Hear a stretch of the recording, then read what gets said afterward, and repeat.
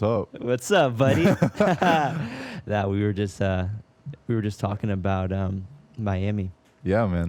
and I think that part of the state can really make like a different type of fighter. Like as we can see with Jorge Masvidal. South Florida is a hotbed for fighting. Like, because I'm looking at going pro, and I'm thinking, okay, where am I going to end up? Mm-hmm. And if I can support myself financially, I'd love to stay in South Florida because it's just all types of fighting. Like I don't know them, but I see so many different fighters all around me that are like professional on TV here, on TV there, on TV here, just all in the same area, all kind of sparring with each other, going to each other's different gyms. It's crazy, bro. And you train in South Florida, right? Yeah. Okay. Where do you train? I train at we're kind of in between gyms, but I train at Delray Beach Boxing. I train with Lawrence. Lawrence Newton is legit. It's good work. Is that your head coach? It's hard work. Yeah, Lawrence Newton. Man's tough, dude. So you're an amateur boxer. Yeah.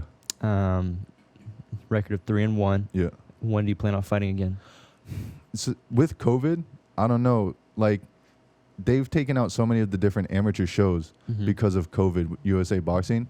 I'm hoping to do mid to late January or February. I think I should definitely have one by February. Yeah. That's what I want to do.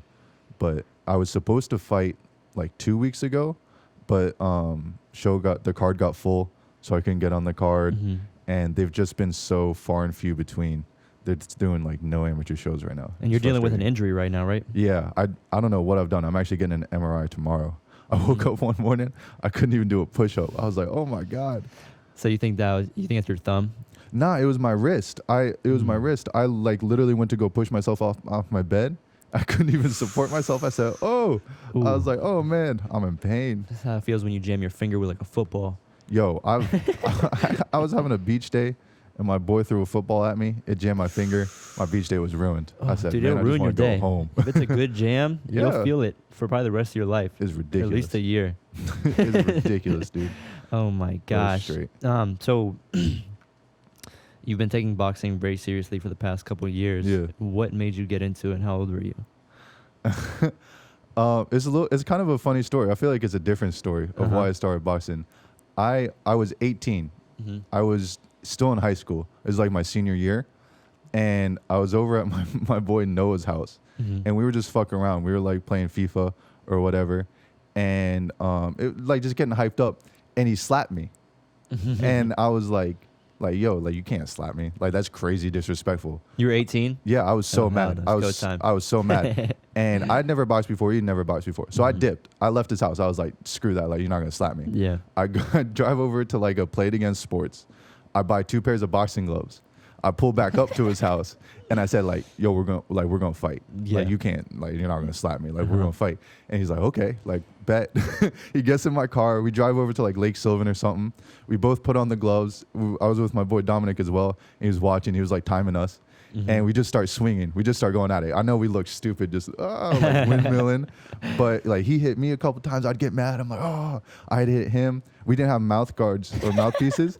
But he had his retainer in. He was like, that should be like a good mouthpiece. I broke it. I broke his retainer. His mom was not happy because that's expensive. That's expensive to replace. But I felt good. Yeah. I hit him. I cracked him. Yeah. I felt like redemption. Yeah. I was like, yeah, I'll beat you up. Yeah. I broke his retainer and whatever. He hit me a couple times, but I didn't mind. And so we just started getting more into it, me and my group of friends. And we all just kind of started boxing each other like in our yards and stuff. Like a fight club. Yeah, kind of. But like... stupid unathletic fight club. and I just started winning more, I guess. I just started beating up, like just doing better. And I'm like, okay, I want to get into this. So I went to a boxing gym. My first day there, my boy TJ, he's like, hey, do you want to spar? And I was like, damn, like I can't say no.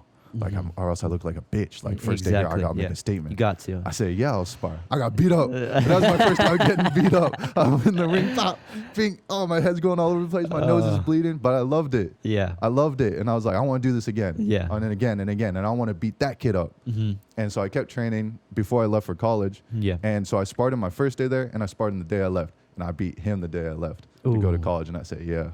And so I just kept training. I loved it. This boxing is my thing, man. Yeah. It's my thing. I take it real serious.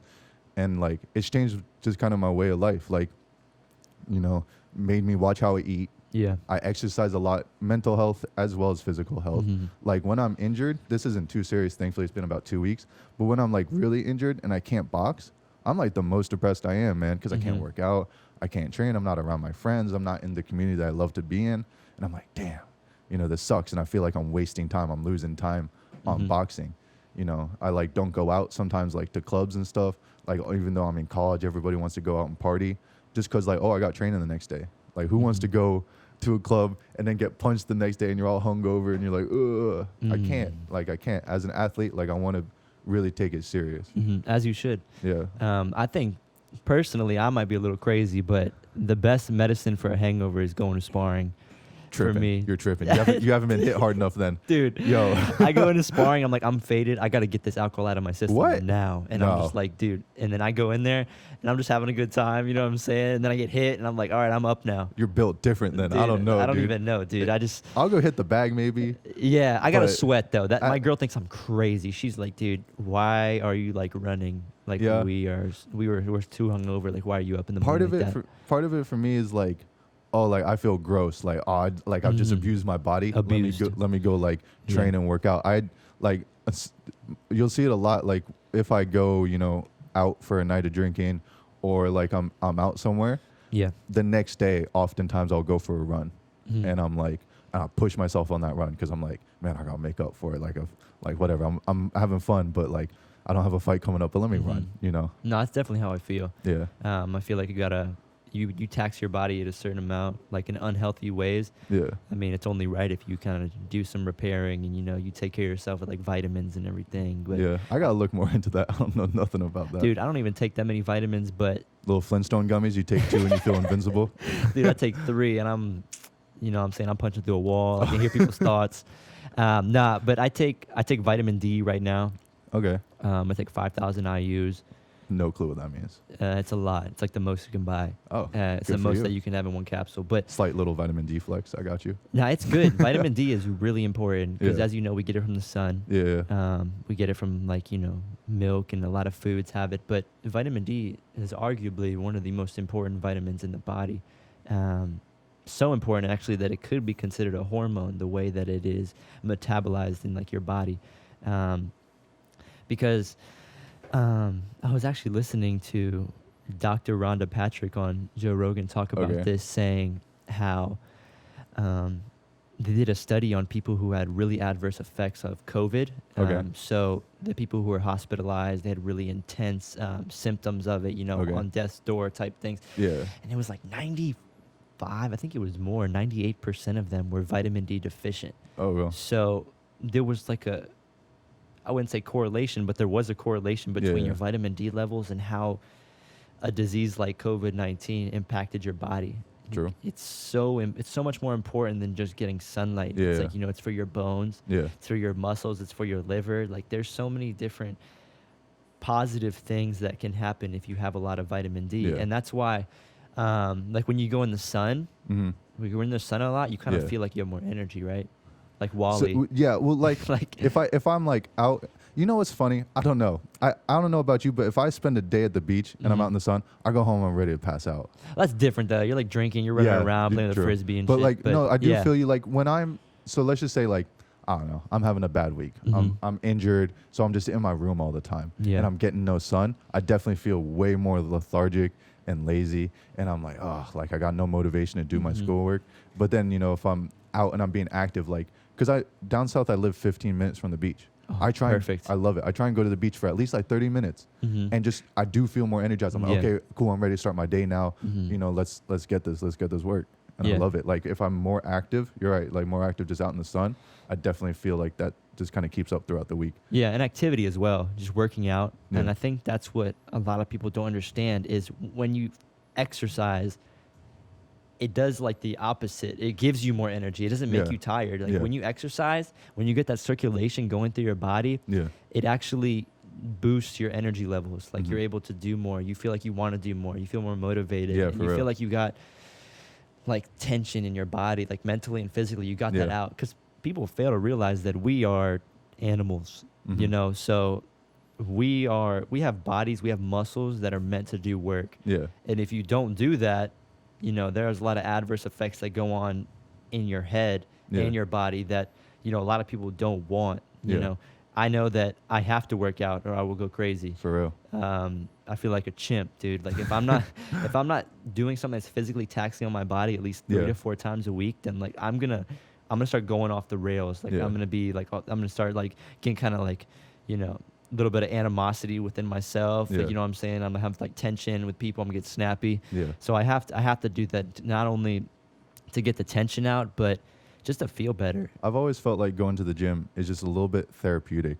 Oh, for sure. It's nice. And then because I don't really lift weights because I have my weight class to maintain. I'm not trying to get super big and bulky. But when, you know, I do lift, it's soothing almost. Just put in your headphones. You just kind of vibe. You lift your weight, and it's you can work at your own pace instead of boxing, which is a lot of cardio, like working crazy. But like when you're lifting and just any sort of exercise like that, working at your own pace is like really soothing and nice. That's why hitting the bag sometimes on your own can be really nice because you just you know, you got that 30-second burst of anger, you get it all out, and then you go back and just kind of hitting the bag. That's why I like it too, is if you have a lot of anger or if you have like a lot of like conflict within yourself or external conflict, you can like get it out when you box, whether it be on a bag or like on pads or a face. person. So it's like if you know you're pissed, you want to punch your stepdad in the face, you can go to the gym and you can see some guy and like you're like, all right, you're my stepdad now. What's up, bitch? Tyler comes home, he's like, I hate him. Let me go hit the bag. You know what I'm saying? And it's a good outlet of negative energy. Yeah, for real. And also, there's a lot of positive energy in gyms as well. Yeah, man. I mean, I've talked about this before, but you know, people who fight are like some of the nicest, humblest people that you'll ever meet in your life. Because their ego is at such a abnormal level of low. Because they have nothing to prove. You know, they're in there. They get punched in the face. They punch people in the face. They know what they're capable of. They know where they stand. And it's like people who don't train any type of martial arts, they don't have a firm grasp of objective reality.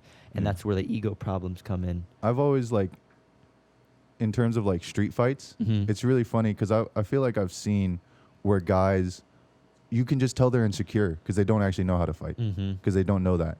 And they just go ahead and swing on somebody because they don't know what they're doing. But like, I've gone out with some of my boxing boys and stuff, and we're just confident. Like, just somebody tries us, and we just kind of laugh it off. We're like, dude, like, it's okay.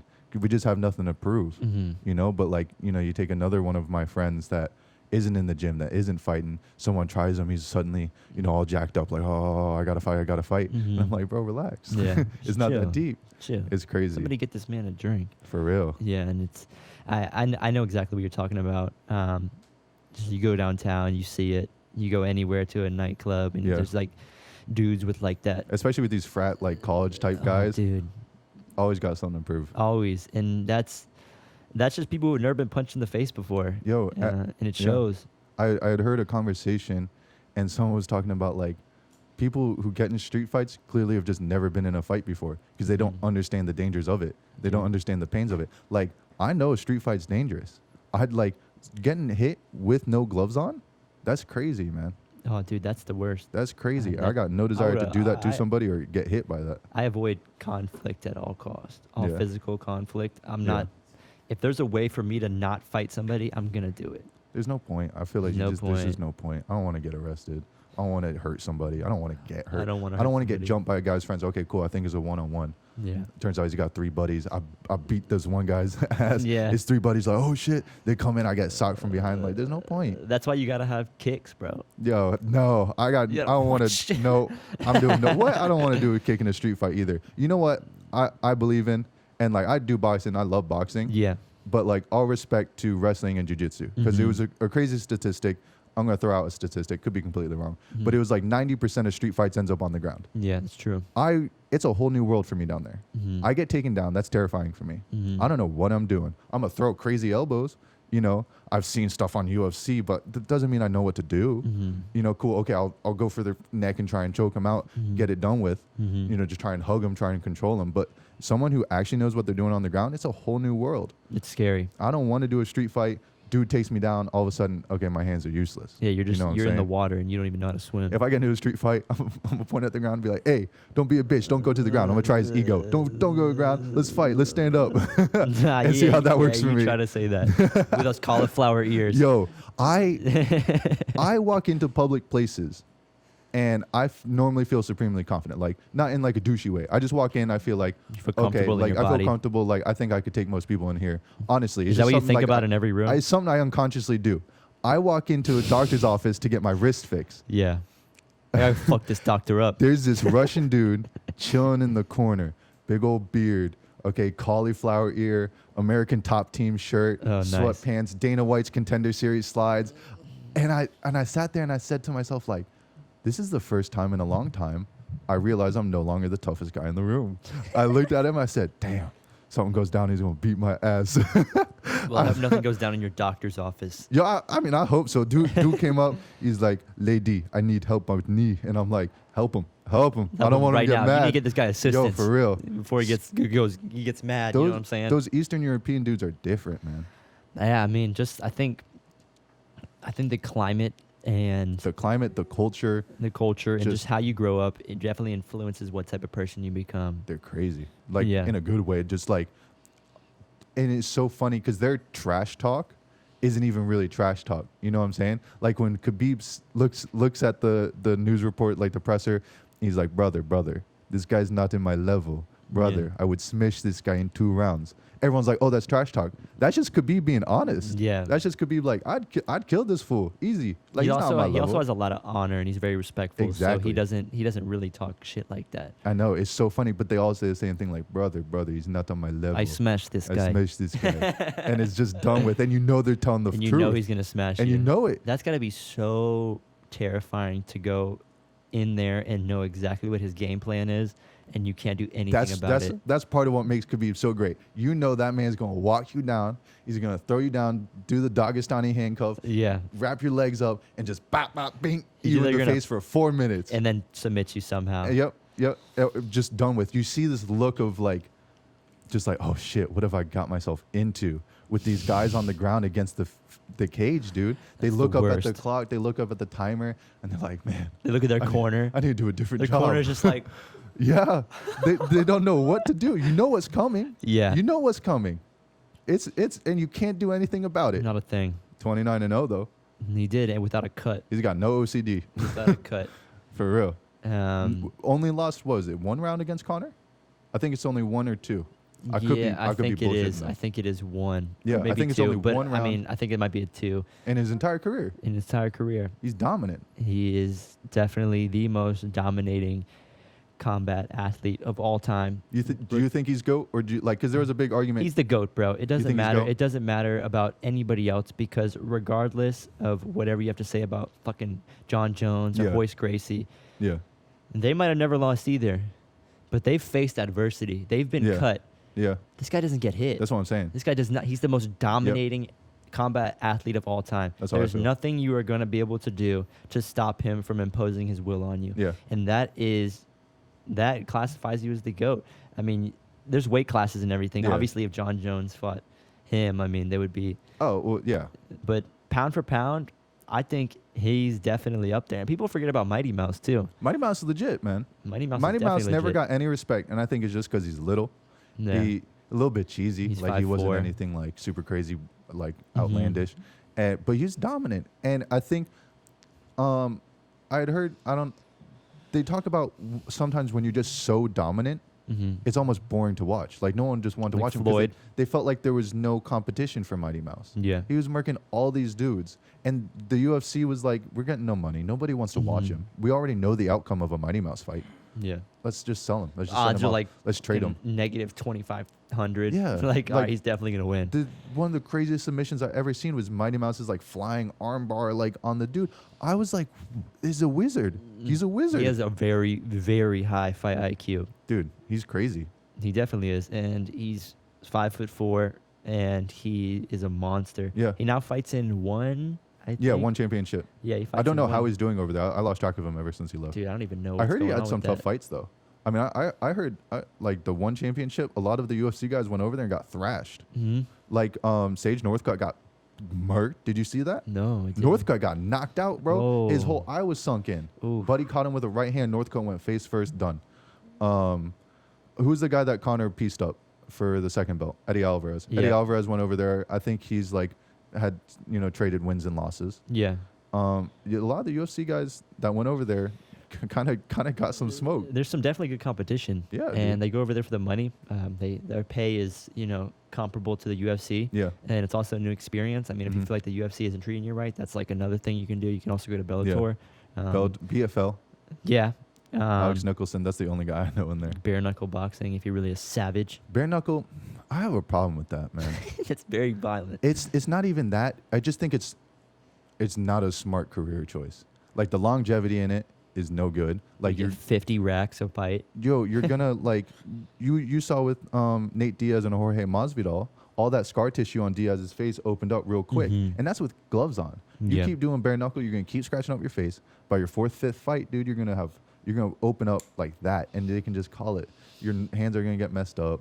I don't, and you're not making any bread. And No BKFC bread. is like where the careers of old UFC fighters or boxers go to die, and guys who couldn't make it. I promise you, that's how I feel. You got a lot of CTE. Yeah, You know I'll call him out. BKFC fight me. I don't care. You heard it here first. But tonight is actually the Mike Tyson and Roy Jones Jr. fight. That's gonna Who be you crazy. got? I think I got Tyson, man. So it was weird because they kept going back and forth on the rules, talking about like there's no knockouts allowed. Knockouts allowed. I look it up. What do you mean? What does that mean? That's what I thought. But so they've come out. They literally had to come out and make a public statement saying knockouts will be allowed. So because of that, I'm gonna go with Tyson. I think Tyson might go in there, do his little thing, and a pop. The thing is, they're just so old. I feel like neither of them have a chin. But we've seen Jones get knocked out pretty consistently in his later career because he's got no chin. I don't want to see that man take a right hand from Tyson. I think he's done with. And Tyson, he's old. But on TRT. I don't know how his chin's going to be. I don't know. But I got Tyson for that. I think Tyson definitely has the power and the weight. Weighed in at 220. Roy Jones weighed in at 210. Weighed in. It was 220 and 210. And, I think that activity will play a huge role in this because Mike Tyson has not been active for a long time. That's what I felt as well. Roy Jones Jr. was active. He's been fairly active. He's stayed active since like 2 years ago. Which is why part of me is like, because he got knocked out. Like he gets knocked out. They've older. both been knocked out. Yeah, I know, but like Roy was getting knocked out in his 40s and 50s. Yeah, you know what I'm saying? You can't be doing that to yourself. And now you're gonna go in there, Mike Tyson. Power doesn't leave you. And you saw that with Foreman. Foreman retired, came back heavy as hell, bald, and doesn't look the same. But his power, he hits you and you're just dropping. I think Mike Tyson's still going to have his power. He definitely does. You remember seeing him hit the pads? Dude's a scary man, dude. I wouldn't spar Tyson, even at 50. I wouldn't. What? Dude, you got me so fucked That man up. finna come in and pop, knock my head off, go looking in the stands for me. Yeah, and you can't even stay away from him either. They'll just come in. He's going to come in, he's going to cut that ring off and you're done for. Oh, dude, he's a terrifying guy. That's got to be one of the last people I would want to fight is Mike Tyson. There's a lot of bad people in this world, man. A lot of scary people that I got no desire to fight. Dude, he's just so intimidating. And still to this day, he's so passionate about fighting. Yeah. Like that's his life. Yeah. Like, he was like brainwashed. Like Yeah. that is like he's a machine. Like and his job is to destroy his opponent. He's talking about like getting raised like that, how that kind of messed him up. Definitely. And he was talking about like just kind of how it played with his ego. And it's just crazy to hear, and it's crazy to kind of see him back. One of like my favorite things from him was he was talking about like going into the ring and talking about like pressing his knuckles into the gloves so you could feel it, and talking about looking at his opponent and never breaking eye contact. And then when he looks away, that's when Mike knows he's got him. He's got him. He's like, I got him. It's crazy. He's like, I smell the fear. Yeah, I smell the fear in his heart. He's actually like super, not lyrical, but like he speaks really eloquently. Like he can put together these crazy he's definitely sentences. very philosophical. I think people kind of underestimate His just quite how intelligent he is. Yeah. If you listen to his podcast and you listen to him talk out like on his terms, like not in like an interview or something, he's definitely very deep into like the spiritual world and the philosophical art of fighting and the art of war. You think he's done a lot of like psychedelic type stuff? Yeah, he's talked about it. Oh, has he? I don't know. Yeah, dude, he's done a lot of psychedelics and stuff. I mean, True. Garcia used to do that a lot when he was a kid too, like 13, just doing LSD all the time. Who? Mike Tyson. At 13? Yeah. What? I think it might have been younger. I think it might have been 11. I'm not Really? even, don't quote me, but it was young like that. Yeah. I didn't know He's that. done a lot. Yeah, dude. He was in like a lot of juvenile trouble. I knew he was in juvenile trouble, but I thought it was because he was like stealing stuff. I mean, he was stealing stuff, I'm sure. But That's funny. mean, No, I didn't know that. He was doing a lot of stuff. And I mean, I think that psychedelic experiences are like something that people should actually like, the stigma should be removed from that. Yeah. Like, have you ever done anything psychedelic? No. Never? Never. I've done Molly, but that's not psychedelic. Yeah, that is not psychedelic. No, That's I've just- like That's intense. it was good. Yeah, I mean, I But bet. I'm sure it was fun. Nah, like psychedelic stuff kind of scares me, man. Yeah. And also like the length of the trips or whatever. Mm-hmm. Like what was it? It was acids like supposed to be 8 to 12 hours.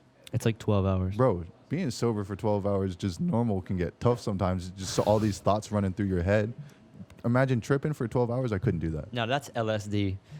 Mushrooms is a little bit shorter, and it's a little bit less scarier. Yeah. Because I did LSD once, and I saw the devil. For real? Yeah, like it's intense, and it's in your head. Your head is moving 1,000 miles per hour. You're Couldn't be looking me. at life. Did it feel like 12 hours?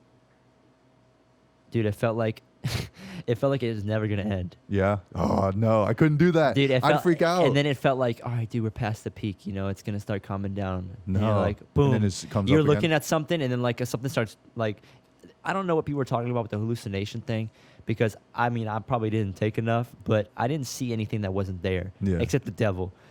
But that was like out of the Crazy. corner of my That's so eye, crazy. and it's like, Nah. oh my god, what was that? No chance. But no, mushrooms actually. I've done a lot of research into psilocybin mushrooms, like Okay. the magic. It just mushroom. became legal where?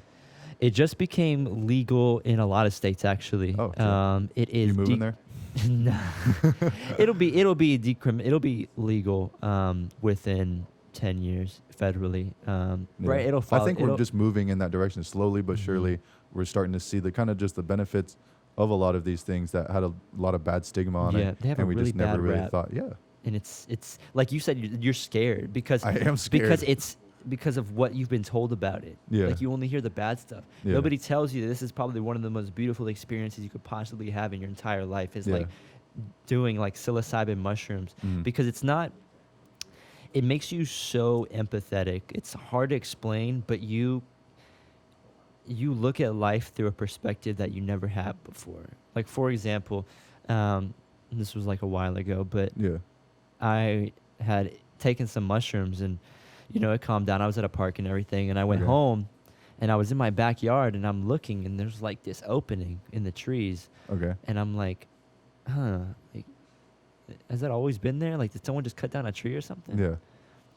I asked my dad, I was like, did someone cut down a tree? He's like, that's always been there. Yeah. And I was like, what? And it just makes you look at everything.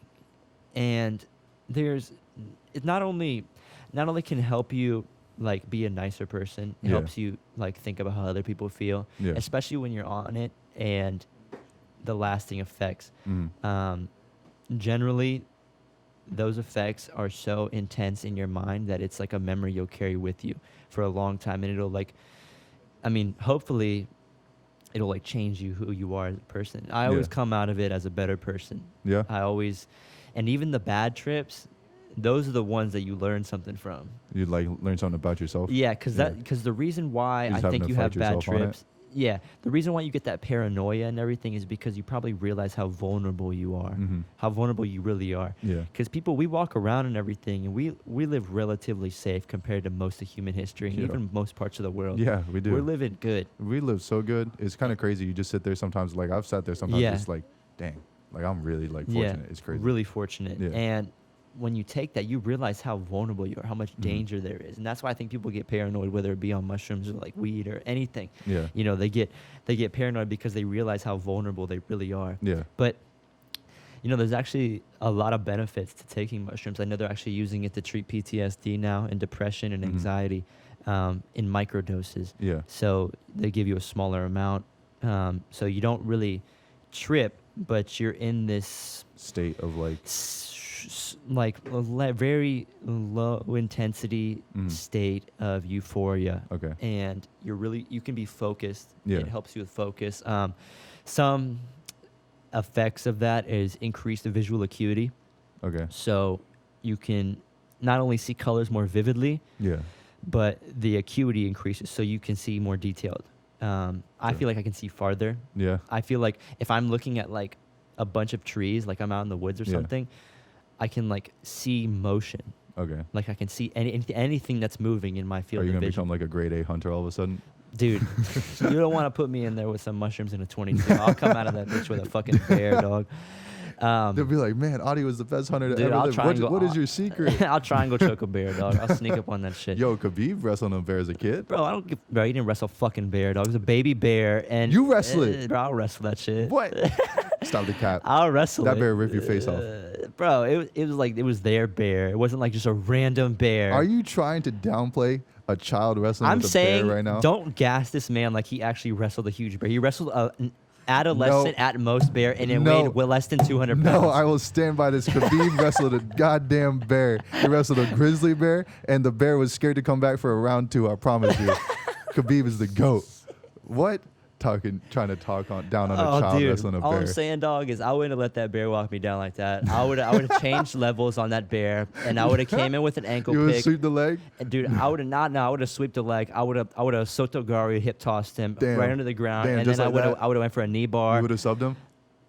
Easy? I don't know how flexible their joints are, and I So the don't bear would have tapped real because quick he might like be like stubborn. He might not want to tap. Oh, You know what okay. I'm So saying? you got Khabib just engage him, where you choke him out, because that's what Khabib said. He didn't want to. If the bear's family is there, I'm not gonna snap his arm. All I'll right. try and go choke him because he's not gonna want to tap. I'll just choke him out. True. You know what I'm saying? I'm not gonna want to break Real- his arm. real- If his family's real watching, like humane. Mama Bear is watching, I'm like, dude, I got you, dog, for your honor. Yeah. You know what I'm saying? Very nice. Oh my You're a hero. gosh, dude. We were talking about this last episode, but people used to fight animals like in ancient Rome. I could take a Pomeranian. Dog. Yeah. I mean, I'll I take a hope little so. dog, I dude. hope so, dog. What, bro, some of these police dogs, I don't know. A German Shepherd. That thing, if it knows, like, those are trained to go for the arm, but okay, you train to go for someone's throat. What? You, A you wolf can't will do outrun that. wolves. I'd seen a video yesterday. I was talking with my boy about it. Some animals are way bigger than you realize. Wolves are not like German Shepherd size. Wolves are huge. What was it, like 200 pounds? Dude, they're massive. Yeah. Like moose. full muscle. Moose are like the size of a pickup truck, bro. Yeah. Those things are An elk. ridiculous. I actually don't know that one. An elk's like a little bit bigger than a moose Yeah? sometimes. I saw They're huge. I saw an elephant in person. Like you standing up, you would be like looking at his like throat. Damn, that's tough. That's huge. That's tough. Like they imagine they spend their whole life just trotting through the snow. Just Dude, that muscle is strong, animals are crazy. dude. And they don't fuck around. These are What a not- statement. Animals are crazy. You heard it here first. No, dude. Their muscles, like there's no nonsense on their body. Just Nah. like me, they have no Nah. wasted space. Shut Like, there is up. nothing Just on like their me. body that You're a is. supreme human and an animal. Dude, there's just no nonsense on my body. People are like, dude, you're like 145. I'm like, but there's no wasted space. 140, everything has a purpose, dog. You ever had to dissect a frog in high school? Yeah. Dude, some people are so muscular, I really equate them to a frog because I was shook. When I dissected a frog, Yeah. they're muscle bound, bro. Oh, their And abs? Yeah. They're ridiculous. And so sometimes these people step on these scales. I'm like, yo, they look like a frog. They got the build of a frog, dude. They might fight me for saying that. But for real, I say they look like a frog because they're so muscle bound. They're so tight. And I'm like, dang, that's crazy. Some people are just built different. I mean, it really depends on, your genetics and, if you want to go even deeper, it really depends on what your ancestors were really doing. Yeah. If your ancestors were farmers, you're probably going to be like stocky. Like if your ancestors were warriors, Vikings or, just warriors wherever you're from, I mean, you're definitely no going clue what to, you're mine going to, are. you're going to have that fight in you. Yeah. You know what I'm saying? Because that's just part of who we are. Yeah. Conflict is a part of human history. It's the reason why we got here. It's the reason why, we're doing all the stuff we're doing now is because somebody won a war somewhere, Yeah. and they decided what happened after that. Yo, if all the gangs around the world had like a gang war, all right, so like we take Bloods and Crips versus like some gang in Mexico versus like the Russian gangs, who do you think comes out on top, dude? I think a lot of people sleep on biker gangs. What? I think a lot of people sleep on motorcycle gangs. Leather dudes with a bike and a little And caliber. a shotgun just chilling by the motorcycle. Nah, bro. They'd get clapped easy. You think so? I I think think that they so. would take all the American gangs. I think that's the number one. I think the mafia back in the Dizzy, Oh. the mafia, like Tough. the Italian mafia, you're not messing with that. I don't know about now. I feel like it really depends at this point who's got the most power. Yeah, I went on a crazy like Vice binge, and like Watching Gangland. yo, dude, all these gangs in South America are scary, bro. The What? Sinaloa cartel. Dude, they don't care, dude. They don't. I don't even want to talk bad on them here. Like, I love you guys, man. Don't come after me. They're I crazy. heard y'all are opening a zoo. I want to check it out. Yo, I don't know, man. They're scary dudes. No, I mean, there's Russian gangs, the Yakuza They just, in Asia. I think they're posers. You think the Yakuza's posers? Yeah, dude. They just got cool tattoos, and that's about it. The triads. I don't know. I mean, dude, that's no joke. Yeah. I remember playing Grand Theft Auto San Andreas, and we did a lot of missions with them. And you know, they were. GTA. I was never allowed to play GTA. What? Yeah, when I was a kid, Dude. my parents said no GTA. I had to beg my mom for Call of Duty to play with my boys. What was the first Call of Duty you got? Modern Warfare 3. Really? Yeah. That was the last one I played. I missed out on the Modern Warfare 2 craze. I wasn't allowed. Oh, dude, I that was heard wild. that one was the best. Everyone talks about it. Yeah, it was. It was Yeah. fun. And then now, if you even played, it's just full of people with modding. Yeah, Like, what? That game's so old. It's definitely like so many hackers and stuff. yeah, in it. that's all that's on there. I went to go play a Modern Warfare 3 because that's still on like Xbox 360. Modern Warfare 3 is fun. I went to go play that like, I don't know, like 5 years after or whatever. Mhm. And I went back on. I got in like hacked lobbies. I was like, this is kind of fun, but like whatever. Yeah, I was really big into first-person shooters. Yeah. I played Black Ops, the first one, and then I played Modern Warfare 3, and those were my two main ones. That was my reign. Okay. That was the era. That Bro. was like, you couldn't fuck with me. And now, to this day, my muscle memory will still hold strong Really? in any first-person shooter game because of that. I get so mad sometimes because like I want to be good at it, and I just get bodied, dude. And then you got these like proximity mic chats or whatever, Mhm. and I hear these 12-year-olds laughing at me, and I'm like, they'll kill me or I'll kill them, and they're like, you suck, and they're like little kids, bro, and I'm getting bodied by them, Calling you racial slurs. dude. Yeah, everything. that crazy, bro. What? It's a toxic community out there. Dead ass. It's a toxic Do community. not go on any online game lobby if you're soft. They're starting to like record it now, and like you can report it. There's like a Dude, big, I guess they're all recorded. well, I'm pretty sure they I'm are. so fucked. But it was like all these like PlayStation gamers were like super mad because they're like, I don't want to get reported, like whatever. Like, then stop being racist on the chat, man. Stop using racial like, slurs. what? Just stop saying the N-word, Timothy. Like, it's all right, bro. You'll be all right, Yeah, little Timothy. dude. Oh my gosh. Crazy. Nah, do you feel like that causes people to be more violent when you're younger, seeing games like that? Because your parents obviously didn't want you to play Grand Theft Auto for a reason. Do you think that is actually true? You think that? I think maybe not makes you more violent, but I think you aren't so shell shocked by seeing stuff like that anymore. Mhm. You know what I'm Mhm. saying? Like when you just get more exposure to stuff like that, Yeah. I think you're just not so like, oh my God. You know, I think like if you take like a bunch of kids that like never played the video games or whatever, and then you show them the video game for the first time, they're gonna be like, whoa, like that dude's head just got like blown off. Like, oh my Mhm. God. They might be a little bit more sensitive to it. And these kids that have been playing it all the time, someone's head gets blown off, they're like, yeah, you Yeah. saw that, I bodied him. Yeah. I don't think that translates to real life, though. I don't think it translates to real life either. Yeah. I don't know. A lot of these dudes though that like do end up doing these shootings are like weird dudes. I feel like they probably play those type of games, but I don't think those games cause it. Like Yeah. how many millions of people play those video games? So You know what I'm many. saying? Exactly. So And many people play. Not all of them are going to go out and do some shooting. Yeah, nobody plays GTA and is like, I'm just going to carjack somebody Um, because I did it in GTA. Dude, thought about it. Why not? You did? No. You thought about carjacking somebody? I've never. I see a Lambo and I'm like, I could get away. I could go dark for 6 months and I come out with a Until you Lambo. realize you don't know how to drive a stick shift when No, you I hop in. don't, You dude. don't know how to drive a stick shift? Mm-mm. Oh, you got to hop on that. I was at my friend's house and he was like parked like half in the road, half in the grass or whatever. Mm-hmm. And when he was gone and it was a stick shift and the police come through because we're like kind of on a main road Yeah. and they're like, yo, you got to move this car. And I'm like, yo, I don't know how. They're like, okay, we'll tow it. And I'm like, oh. I'm like, we'll learn. Yeah. We threw like two of our boys in the car. We're on like YouTube tutorial, how to drive a stick shift. Oh my god. We moved it about 10 feet forward until we learned how to put it in reverse. We were like getting so scared, dude. We looked foolish. Dude, I learned how to drive a stick shift. I kind of knew how to drive it like growing up, but I never had a car where I drove it on the road. It was like Yeah. I'd move it, I put it in first gear and everything. Because there's 3 pedals and there's a shifter. Crazy. So for the gears, like first, second, third, fourth, fifth, Yeah. and then reverse. And I bought a car a few years ago that was a stick shift. Nice. Didn't know how to drive a stick shift. You know how I learned? How? On the way home.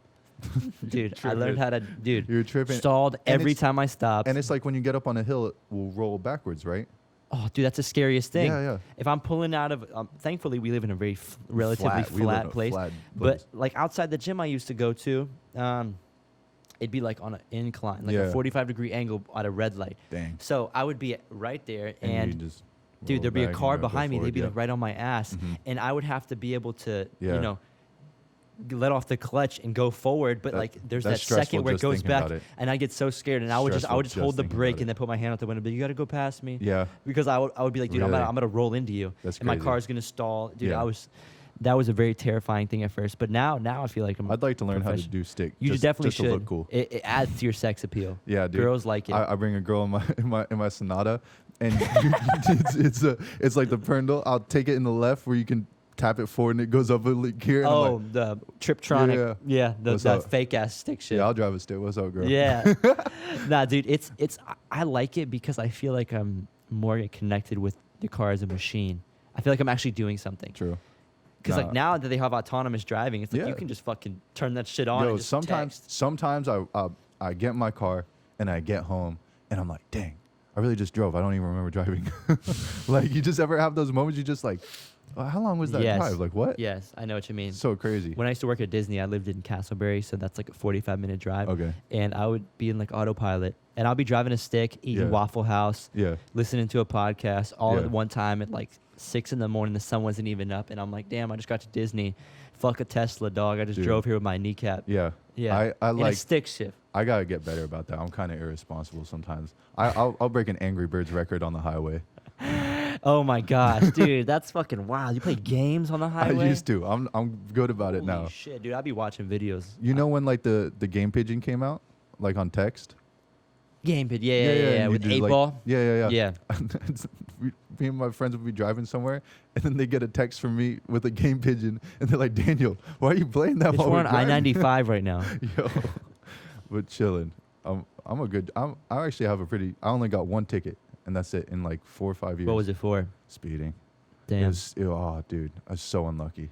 So unlucky. Because I was just tired, and I was just going a little bit over, like 15 over. Mm-hmm. And I like was just tired, so I wasn't really looking, and the cop was going the other way, and he tags me while driving the opposite way, and he cuts across the median and comes and gets me. That's and so I'm like, scary. Dang, so unlucky. Dude. One ticket, and that's it. That's the worst. And he definitely gave you a ticket. Yeah, well, he was cool about it. He gave me some weird speech. I was like with my friends, and he's like, all your friends love you, right? And I'm like, yeah. And he's like, you love like all your friends, right? Like, yeah. I'm like, yeah. He's like, but you love yourself. I'm like, yeah. He's like, you shouldn't be speeding. I'm like, okay. How much is the ticket? All right, bro. Can we speed this up? I'm trying to get out of here. No, not you. Oh, I was like, oh, my bad. Like to the cop, dog. I looked around. I was like, oh, I didn't realize. My bad. No, dude, I would never say it like that. No, that's fucked. But so when do you wanna go pro? I was talking with my friend. So technically, I could go pro right now. Technically, you could go pro right now. Going pro, you don't have to meet any sort of requirement. It's just simply a licensing thing. Mm-hmm. Okay, but going pro right now does nothing for me. Mm-hmm. I have essentially no amateur record, no like crazy accolades and stuff. I wouldn't get signed to a good promoter or a good manager. I'd be fighting local shows, and I'd probably be getting screwed over on money and matchups. Mm-hmm. So the thing with boxing that's kind of frustrating is, and you hear people talk about this a lot, is like the desire to be undefeated, like the whole like 20-0, whatever. Mm-hmm. It's very different from the UFC. As soon as you take a loss in boxing, it's really bad for you, man. And so you'll see these guys who are smart about it, they understand the business of it, and they'll build their fighter up. They kind of throw them a bomb.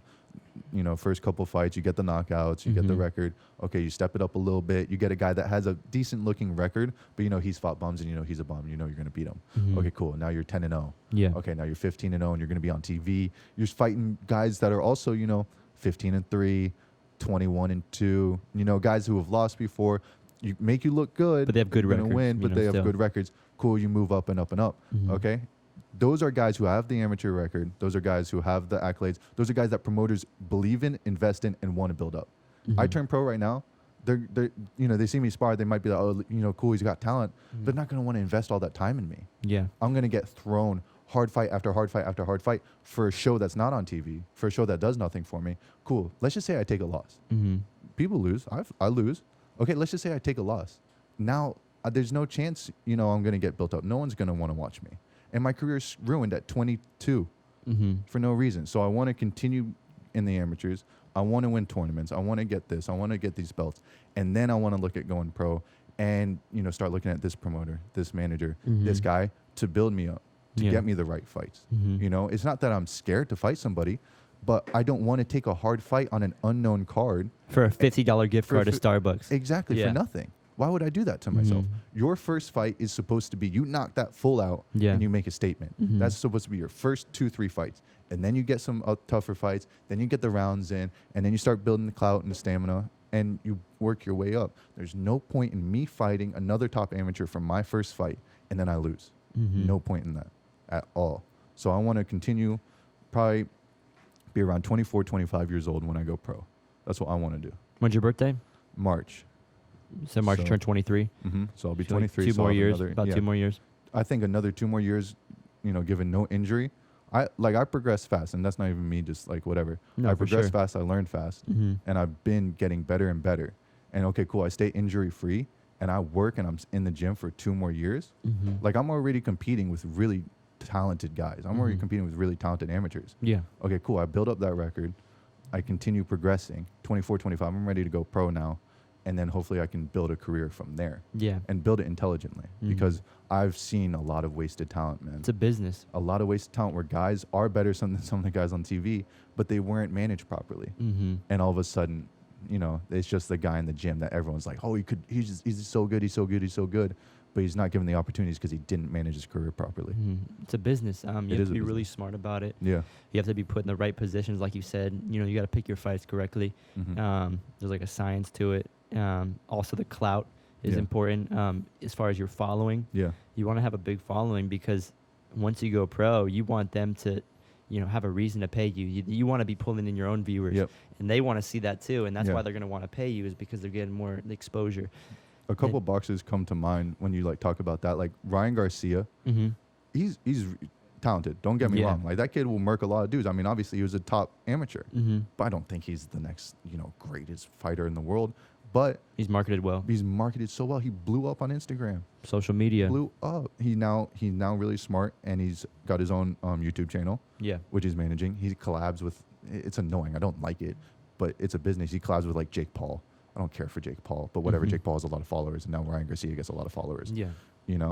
It's crazy to see. And then just a different one that you might not know, but I know him, is Dave Allen.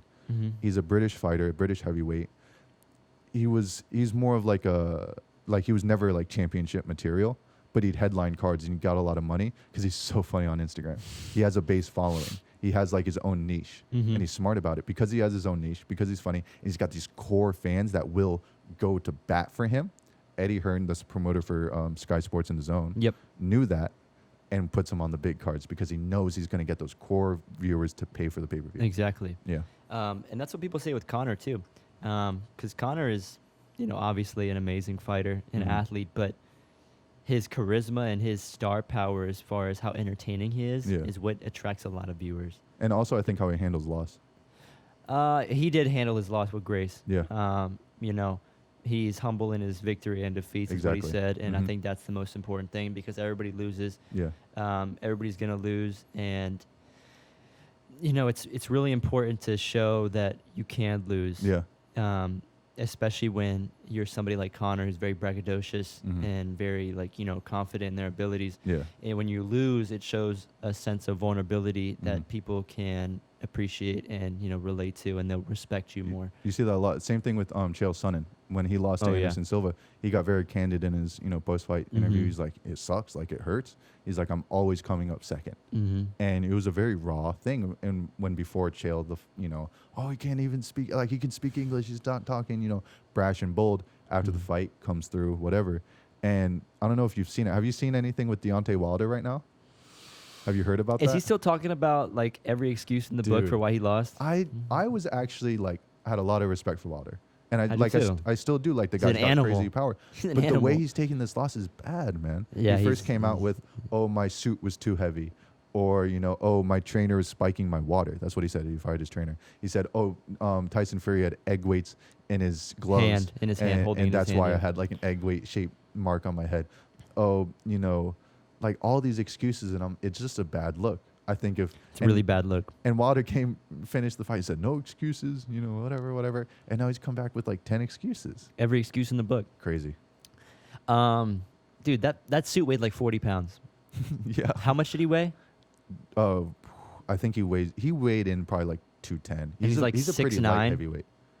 He's massive. I don't know if I'd say 6'9". He's like 6. He might be 6'9". He's a big dude. I think he is 6'9" because Tyson Fury's 6'9". So I think he's 6'7" then. Okay. I think it's still ridiculous. You're a huge dude. Ridiculous. You are a world-class athlete who knocks people out with raw power. You should be able to hold 40 fucking pounds for 10 minutes and not feel it at all. Crazy. People were pulling up so many clips of him on Rogan's podcast, like talking about like, "Oh, I work out with the weighted vest. It's 40 pounds." He says he works out with like a weighted vest that's 40 pounds all the time, and he can't walk to the ring with a 2-minute walk. Every excuse. Is crazy. Every excuse, and that is not how you handle a loss. No. Because now it's still like people are still talking about it because of you. Yeah. Because of how much excuses, every couple months. I mean, I guess it's good to stay relevant. Yeah. If that's the only way you can stay relevant, that's pretty bad. If he came out and said like, "Look, Fury won, changed up his game plan, fair play to him. I won the first one, he won the second one," or like it was a draw. Okay, we need to do this. We need to fight a third time. Everyone would have been super stoked for it. Mm-hmm. But who wants to watch him fight if he's gonna lose again and come back with a million excuses and call everyone a cheater and a fraud? It's just interesting to see those two giants fight. Yo, it's crazy. They're huge. It's crazy. And Tyson, he's like such a big man, and he can. Have you ever seen like big guys like that in person, like sparring or hitting the bag? No. It's different. No, I haven't. It's different. I haven't seen people of that size, but Greg Hardy. Oh, yeah. He trains at the gym that I work at. Mm-hmm. I've never been scared by a dude in slippers. Okay, this man comes out the shower, puts on his gloves, just like hit the bag I don't know why. He just hits the bag in his slippers, bro. That's ridiculous. a lot of power. He's a monster, dude. That's too much power. Massive. He's taller than me. He weighs so much more. He had to cut for the 265 weight cut for the heavyweight. Oh yeah, bro. You played in the NFL. He's ridiculous. Yeah, that's another thing we're talking about is how athletes will transfer over to fighting, and how fighting is, I mean, mixed martial arts and boxing, stuff like that. That is the true test of someone's athletic capabilities. I feel like you use every muscle in your body, and not only that, but the consequences are dire. Yeah, it's not a game. It's not a kid's game like basketball or baseball. It's like you're getting punched in the face. Yeah, you can get knocked out. It's the only sport that you can end it early. Yeah. If you knock somebody out, it's over. Yeah. You have to play 4 quarters of baseball, or 4 quarters of basketball and 4 quarters of football. You have to play 9 innings of baseball. Yeah. You can fight for 20 seconds and go home. For real. And by knocking somebody unconscious with your fist, like hitting them so hard that their brain has some kind of reaction and it turns off. Done with. It's a scary thing, man. It's fun though. It is fun. We like it. What? I love it. We have problems. There's something we are like something different. Masochists or sadists. Like we like getting punched or like punching people. There's something going on there. Yeah. There's you think definitely so? Yeah, dude. There's definitely, bro. Because you ever like it? You ever like getting hit? Not hard, but like you like it. You're like, all right, that woke me up. Let's go. Sometimes I'm in a spar and I get hit and I'm more in it. You start smiling. I'm more in it. Yeah. I mean, you saw. I'll smile sometimes during sparring. Yeah. Yeah. Because like if you don't get hit hard, but it's like if I get hit, I kind of like it. Not that I like the pain, but I like the fact that I got hit, and it's like, all right, I got to tighten up. Okay, yeah, let's go. For sure. Like now I know not to get hit there. I'm not I'm gonna a little bit of a slow starter when I fight. I'm more kind of boxing out at range. I need to fix that because the amateurs, that's not a good style to have. Mm-hmm. But I'm a little bit of a slow starter, and then sometimes they start coming at me, and then I'm more engaged, and I pick it up a little bit. So you fight 178? Yeah, 178. So what's the average height of people that fight at that weight class? I'm actually pretty tall for my weight class. No shit. But like he's 6'4", ladies and gentlemen. I don't know. I mean, I fought one dude that was like my height. It's like 6 foot, right? They're probably around 6 foot, 6'2" is what like I've tended to see, to be honest. Mm-hmm. Sometimes you get a dude that's short and real stocky. Sometimes you get a dude that's nice and tall and lanky like me. Mm-hmm. And then sometimes you get a guy that's just in between, But it's so crazy because it's a huge jump. It goes from 178 to 201. That's a huge jump, what bro. the hell? Yeah, I wish there was like It's a like weight class. 23 in between. pounds. Yeah, man. I'm not big enough for 201. Even though like I'm tall, Yeah. I don't have the power for 201. You have so to I go gotta up. stay at 178. You have to go up. I'd have to 201. jump up. Yeah. Crazy. And you don't want to do that. I would, if I ever fought in like UFC, I would have to fight like 125. Because I walk around at like I was gonna 145. say how much you walk around. You could cut. Dude, cut 20 pounds, would look like fucking Bruce Lee. Dude. Just shred Look city. crazy. Yeah, veins popping out of my chest. That would be Hairy nutty. ass chest. The weigh-ins. But I have to shave my chest to make weight. Yeah. That's probably a pound of body hair. I've like one guy. I don't know who he was, but he'd like cut his dreads off. He'd cut his hair to make weight. Fuck. Have you seen when Paulie Malignaggi had to cut his hair mid-fight? He had to put his hair up in like a. Oh yeah. And they took like some scissors and then knifed it. They sawed that thing off dude, mid-fight, That's bro. crazy. He was like, cut it off. It's in Yeah, my face, cut it off, right? cut it off, because it was flying all over the place. That's what happens when I spar. I gotta wear like a bandana, or like a headband, especially with this flow Yeah. I got now. And dude, it gets in my face. I and, got like, no problem with I'm that. going like this every time. Yeah. Yeah, and end up getting rocked. But now I got a black eye a couple weeks ago. Did you? Yeah. You feel like a badass walking around with your black eye? Fuck no. What? I mean, it was all You right. walk around because in public, everyone's looking at you like, oh, that dude fights. just like black eye. Nah, but because I was working this thing where, like I was showing you that uppercut in that video. Yeah. So I was just eating the jab. I was just Okay. eating the jab because, sometimes you have to get hit to hit somebody, Mm-hmm. and that's just how it is. Yeah.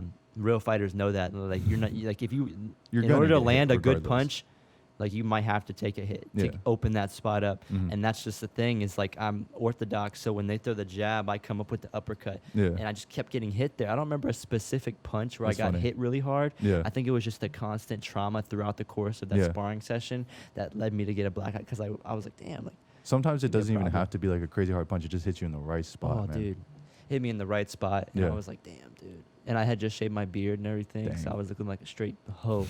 You know what I'm saying? Like, damn, you got beat up. You got no facial hair. Dang. dog. Little weave. Oh my gosh. But no, I worry about like, not really, because I don't really spar really hard, but I am Brain always damage? very cautious, about that. Because I've seen people get knocked out. You have too. Like it's It's just scary. going to a pro fight is different than seeing it on TV. Seeing a knockout in real life is different. So when you watch a knockout on TV, okay, boom, person gets knocked out. You hear the commentators immediately. They come over the speakers Mhm. and you hear the replay and you watch the replay, whatever. In real life, you see a knockout. Everyone cheers and then everyone gets really quiet. And you don't hear the commentators. And it's just like hundreds of people in a stadium hush. And because you're not seeing the replay, you're seeing the fighter on the ground knocked out, 10 people carrying to him. And you're like, oh, damn. And then, Mhm. and then you see him get stretchered out, or you see the water, and you see the crying mom in the corner. I saw like the crying girlfriend. And you're like, dang, like this is real. Like, this is people's lives. But on TV, you see the knockout, you see the replay, you hear the commentators. You don't see any of that stuff. And it's a really stark, like, oh, like this is serious. I saw Mhm. like a knockout, like an 18-year-old. And I'm like, dang, like that's crazy. It is different. scary, It's especially when like different. their eyes like roll up and it's like, oh. It's different. Or when man. they're stiff. Yeah, like people will get stiff and they just kind of come out like that, and you're like, whoa, or they'll shake and stuff. Mhm. Sometimes they just flop. Yeah. It's weird. It's a weird It's a weird. it's a weird response in the watch. human body. Yeah, It's a weird thing that you can get hit so hard. it's just your brain firing, and you just doesn't know what to do. I think it's a defense mechanism, or initially it was. I wonder why. I wonder what evolutionary advantage there is to that from getting hit in the No. head so hard that you just turn off. I think it's a disadvantage. I think it's definitely I think it's a weakness. Yeah. I think it definitely is because you could just get hit in a certain spot and you just turn off. Yeah, It's and like a button. yeah, like it's weird. It's weird. Some people just naturally have a chin. Some people don't. And Yeah, then dog, got that chin. you just see Iron some chin, people dog. like when they do get knocked out, they're not the same. Oh yeah. It's weird. Some people wake up really emotional Yeah, and confused Yeah. or confused. I mean, it's either one of the two, really. yeah. And that's something that's weird to see, like you were saying, when someone wakes up really emotional, like, what happened? What Yeah, happened? yeah, They're yeah. like mad and upset. And it's Yeah, because they're like, just fuck, they dude, don't know it's what over, just happened. bro. Yeah, You yeah. got hit so hard, you went to sleep. Yeah, Like, some people, like you said, they never really recover from that. They kind of change as a person, especially you get knocked out in like a big setting. yeah. Getting choked out's one thing. I'd rather be choked out any day of the week. no desire. Than getting knocked out? Oh yeah, that's true. Yeah, you're Yeah. right. That's what Justin Gaethje was saying. He was like, well, the fight ended, in the best way possible when he Definitely got the choked best out way by possible. Khabib. He showed him mercy. Yeah, Like, because dude, going to sleep is cake. I've never been to sleep, but I've put people to sleep, and it's like, yeah, it doesn't hurt them. yeah, There's no brain damage. You lose oxygen for like a second, and then you're just unconscious, and then I let go, yeah, and that's it. There's no lasting effects. yeah. I mean, if there is, it's minimal compared to getting Minimal to get brute force brutalized to the face, Yeah, and getting knocked out. it's crazy. And it's time for us to take an intermission. All right. All right, got we'll be you. right back.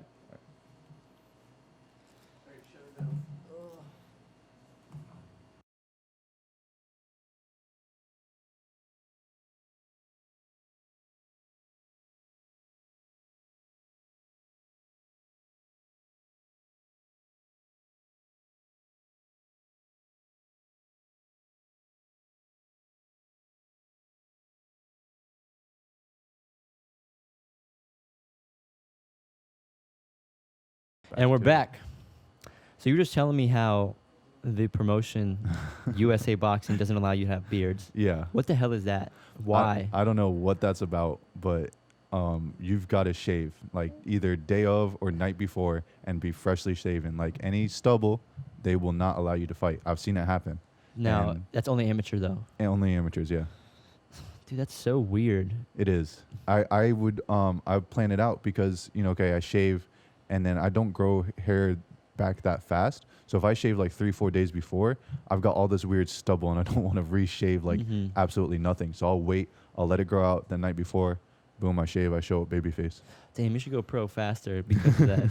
You should- Just try and keep this little beard that I have going on. Yeah, dude, fuck that. Why would you have to cut that? Like, why are they trying to make people look professional? I Like, don't they have know. like some like standard where I feel like if you have facial hair, you look unprofessional. I really don't know what the reason is for it. It's just a thing. It's just a thing. That's crazy. Yeah. But no, beards are like they're kind of coming back. I mean, think they they never are. really left, but like now No. people are younger. They want Yeah, beards. I don't know what it is. Maybe it's just because I started kind of trying to grow one. I see it more. Mm-hmm. But like, yeah, I'm starting to see a lot of people grow out more facial hair. Maybe it's because we're getting older as well. I don't know. Mm-hmm. But it's become like a trend. Like there'll be people with like huge beards, and they'll Yeah. be like our age. Yeah. Like I've had a huge beard before too, and it's just like, like it makes you look way older. I saw a tweet that was like, beards are the makeup for men, and it's They so definitely true. are. So true. Bro, Yo, they definitely are. I'll look at like I got old Snapchat memories of me like when I didn't have my beard, and I was like, damn, it's a good thing I You started look like a growing baby. this. I mean, it frames your face. I mean, it can make Yeah. it look like more appealing. I mean, depending on what people's preferences are. And I mean, I think it can be very stylish. Yo. You know, it really adds to your look. I mean, I think that with trends now with fashion, I think that designer stubble is really where it's Bro. at. I think beards have always been a thing for like older gentlemen Yeah. as like a sign of wisdom, and definitely in cultures outside of America, a beard is like, if you're a man, like It's a real thing. you have to grow a beard. Mhm. That's the thing. And I'm just happy that I can grow one. Yeah. You know what I'm saying? Some Yeah. people cannot. Some people can't. bro. And a beard does not make a man, no. but a lot of people think it does. A lot of people think, oh, I got this big beard, I'm a man. You get Yeah. knocked out too, dog. Yo, for real. Just, it ain't we that can much see that padding. you have no chin under there. We can see that. But it definitely can make your face look like more. Like, I think they actually did a test, and people who have beards are seen as like more aggressive. No, I believe it. I Like believe they it. did a test like with some guy with the same face, with a clean face, and Yeah. then and then a different picture of the same person with a Yeah. beard, and they were seen as more aggressive. I like see girls that hadn't seen me in a while, and they're like, oh my god, like you had such a baby face, and I was like, that's how you saw me. Yeah, it really I does. was It like, makes a huge difference. I'm a 6'4" boxer, and you're like, oh, you had a baby face. Yeah, you are the tallest 14-year-old I've ever met. True. No, it can really make a big difference. It can really add some years too. Yo, It for looks real. like you are way older. I stopped getting ID'd. Yeah, for Yeah, sure. If you have I a would thick get- I beard, would like get you're not a ID'd kid. a lot. Yeah, for real. But then as soon as I shaved, like, damn, this kid is 15. My dad looked bad with a beard. Really? Yo, he looked bad. He tried one.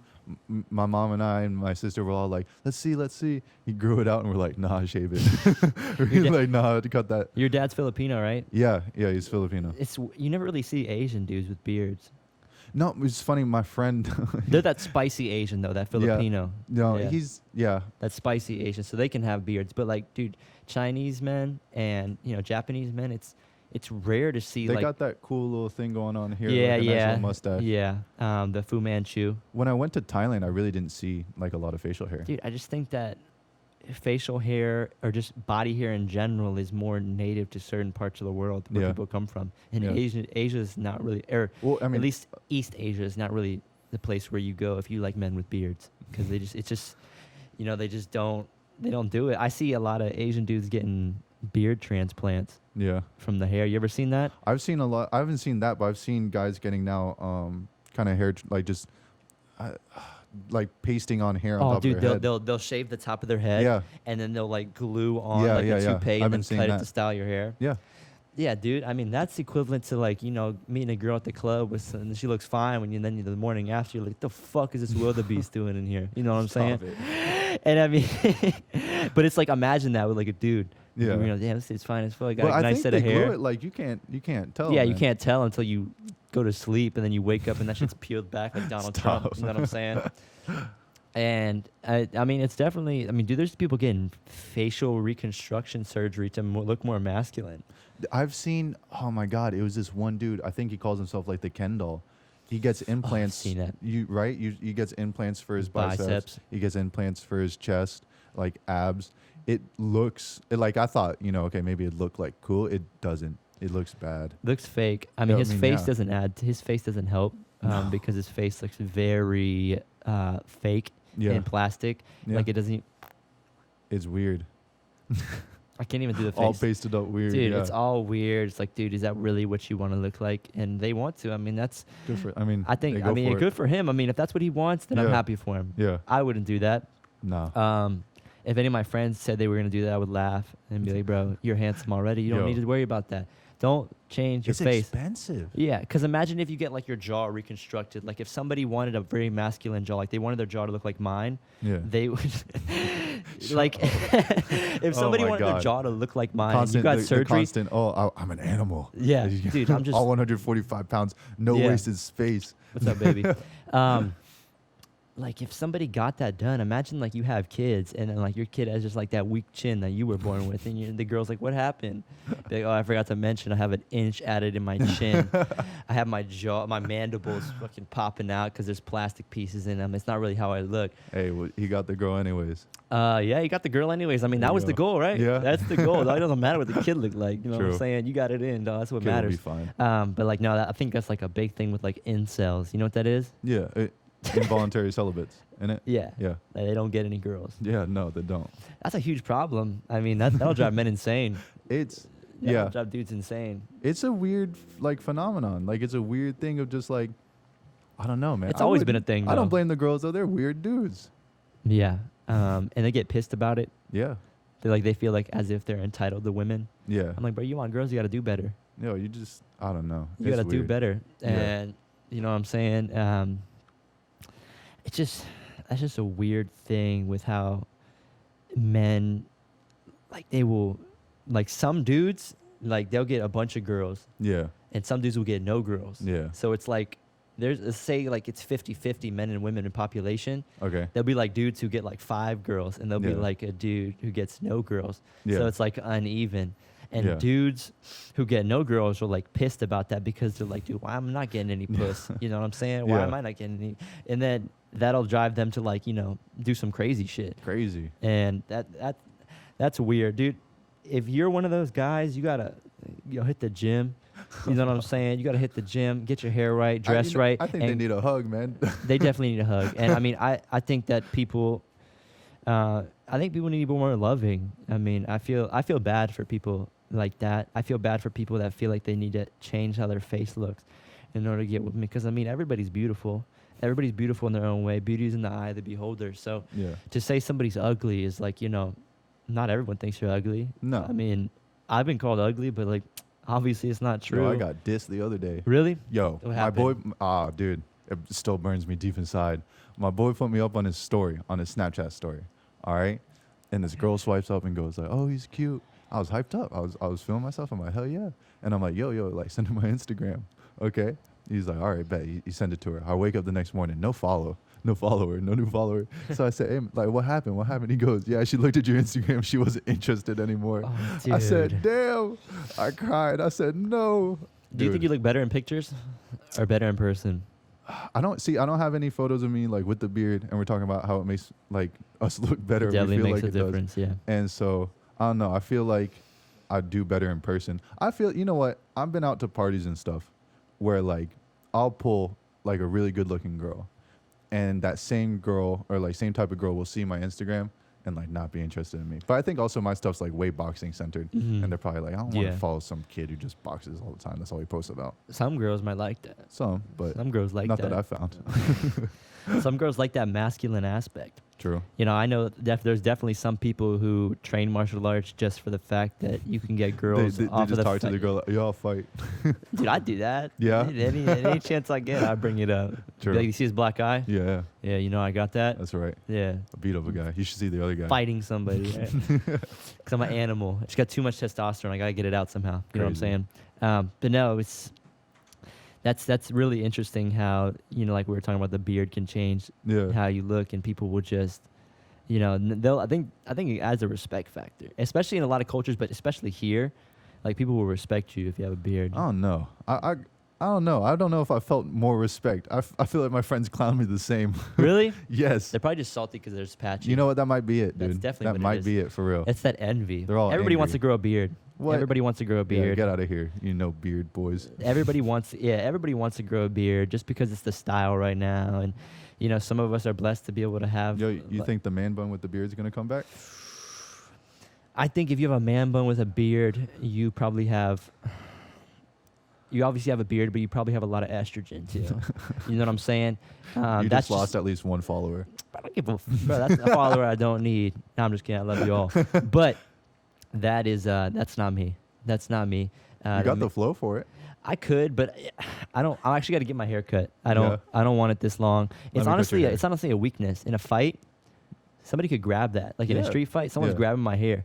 Now, granted, if I'm fighting somebody, if I'm in like a real conflict, Yeah. like life or death, I don't care if you pull my hair out. You know what I'm saying? But It still hurts, dude. it hurts, but I'm just gonna hurt later. Yeah. It's not gonna be something that's gonna stop me. Yeah. But it's definitely some way you can control me, and it's a weakness. Yeah. You know what I'm saying? So it's a blessing and a curse to be able to have like flow like this. You know, it comes with a lot of responsibility. I know this one dude who's like really paranoid for no reason. Like ain't nobody after him, whatever. But he's always talking like he gets like a buzz cut, and he's like, "Cause if I get in a fight, you know, nobody can grab my hair." And I'm like, "Relax, man. Like you're not Mhm. fighting every weekend." Same thing No- with nobody's earrings. coming after you. Earrings, bro. Yeah. I'm pulling that shit out. If it's life or death, I don't give a fuck. You better not have no piercings on your Yo, face. for- You better not have no septum If piercing. you're in a street fight, man, rules are off. I feel like people with facial piercings don't get in street fights. No. What? People with like, I've seen angry looking facial piercing white dudes. They're like, you disrespected Really? me. Yes. be like, bro, come here, bitch. Come here, bitch. Let me clean you up real quick. Nah, bro. That's not a good thing to have. You get that ripped out. You look like Alistair Overeem. Your lip Dude. all fucked up. I just like crazy. Just I couldn't imagine getting something like that ripped out of me. That would be so painful. Oh, dude, it's gonna leave a scar forever. If it's in your eyebrow, it's gonna pull out, Dude. and then there's gonna be a damn, bro. We're just talking about the flow. Shit's going crazy. It's hard to maintain. Head and shoulders. I don't use it. I use mane and tail. They use it on horses. That's why my hair is like gorgeous and it flows. Yeah. I got a thick mane, dog. You know what I'm saying? And my girl does not want me to she doesn't want me to grow my beard out anymore. What do you right mean? now. Like that's She doesn't want it to she get doesn't want it any longer, No. because like how the hair looks, it's like a good ratio. True. But like your hair, like Yeah. because it's short and you have like a fade, you get like a thicker beard. I had a lot of people diss it when it was thicker. Bro, like I said, bro, if somebody's dissing your beard, they're pissed because they don't have enough fucking FSH in their veins. That follicle stimulating hormone, baby. That's why I got a hairy chest. You know what I'm saying? That's a lot of pheromones. You know Got what I'm you. saying? And they smell it. They smell it on you. And like, yeah, because what do you think is like the main factor for like getting girls? Confidence. Definitely. I don't think Agreed. not confidence, not cockiness. And then like What's the difference? I think cockiness is just you're super vain about it. Like, oh, I'm good looking, like you lucky to be with me type deal. I think confidence is like, yeah, like I know I'm good looking, like you want to get it type thing. Yeah. Like I think cockiness is just like kind of demeans them and just put yourself up on a higher platter. I think confidence is like, yo, like we're both chilling, let's get it. Mm-hmm. That's how I feel. I could be wrong though. I'm not out here slaying every day. Yeah, not me either. I'm cuffed down. Yeah, I know. I love it. It's Boot up. awesome. Yeah, it's awesome. How It's long? No. I'm trying to think. Because what is She's it's listening. November. I know she's listening. What's up, baby? I mean, we just passed 6 months.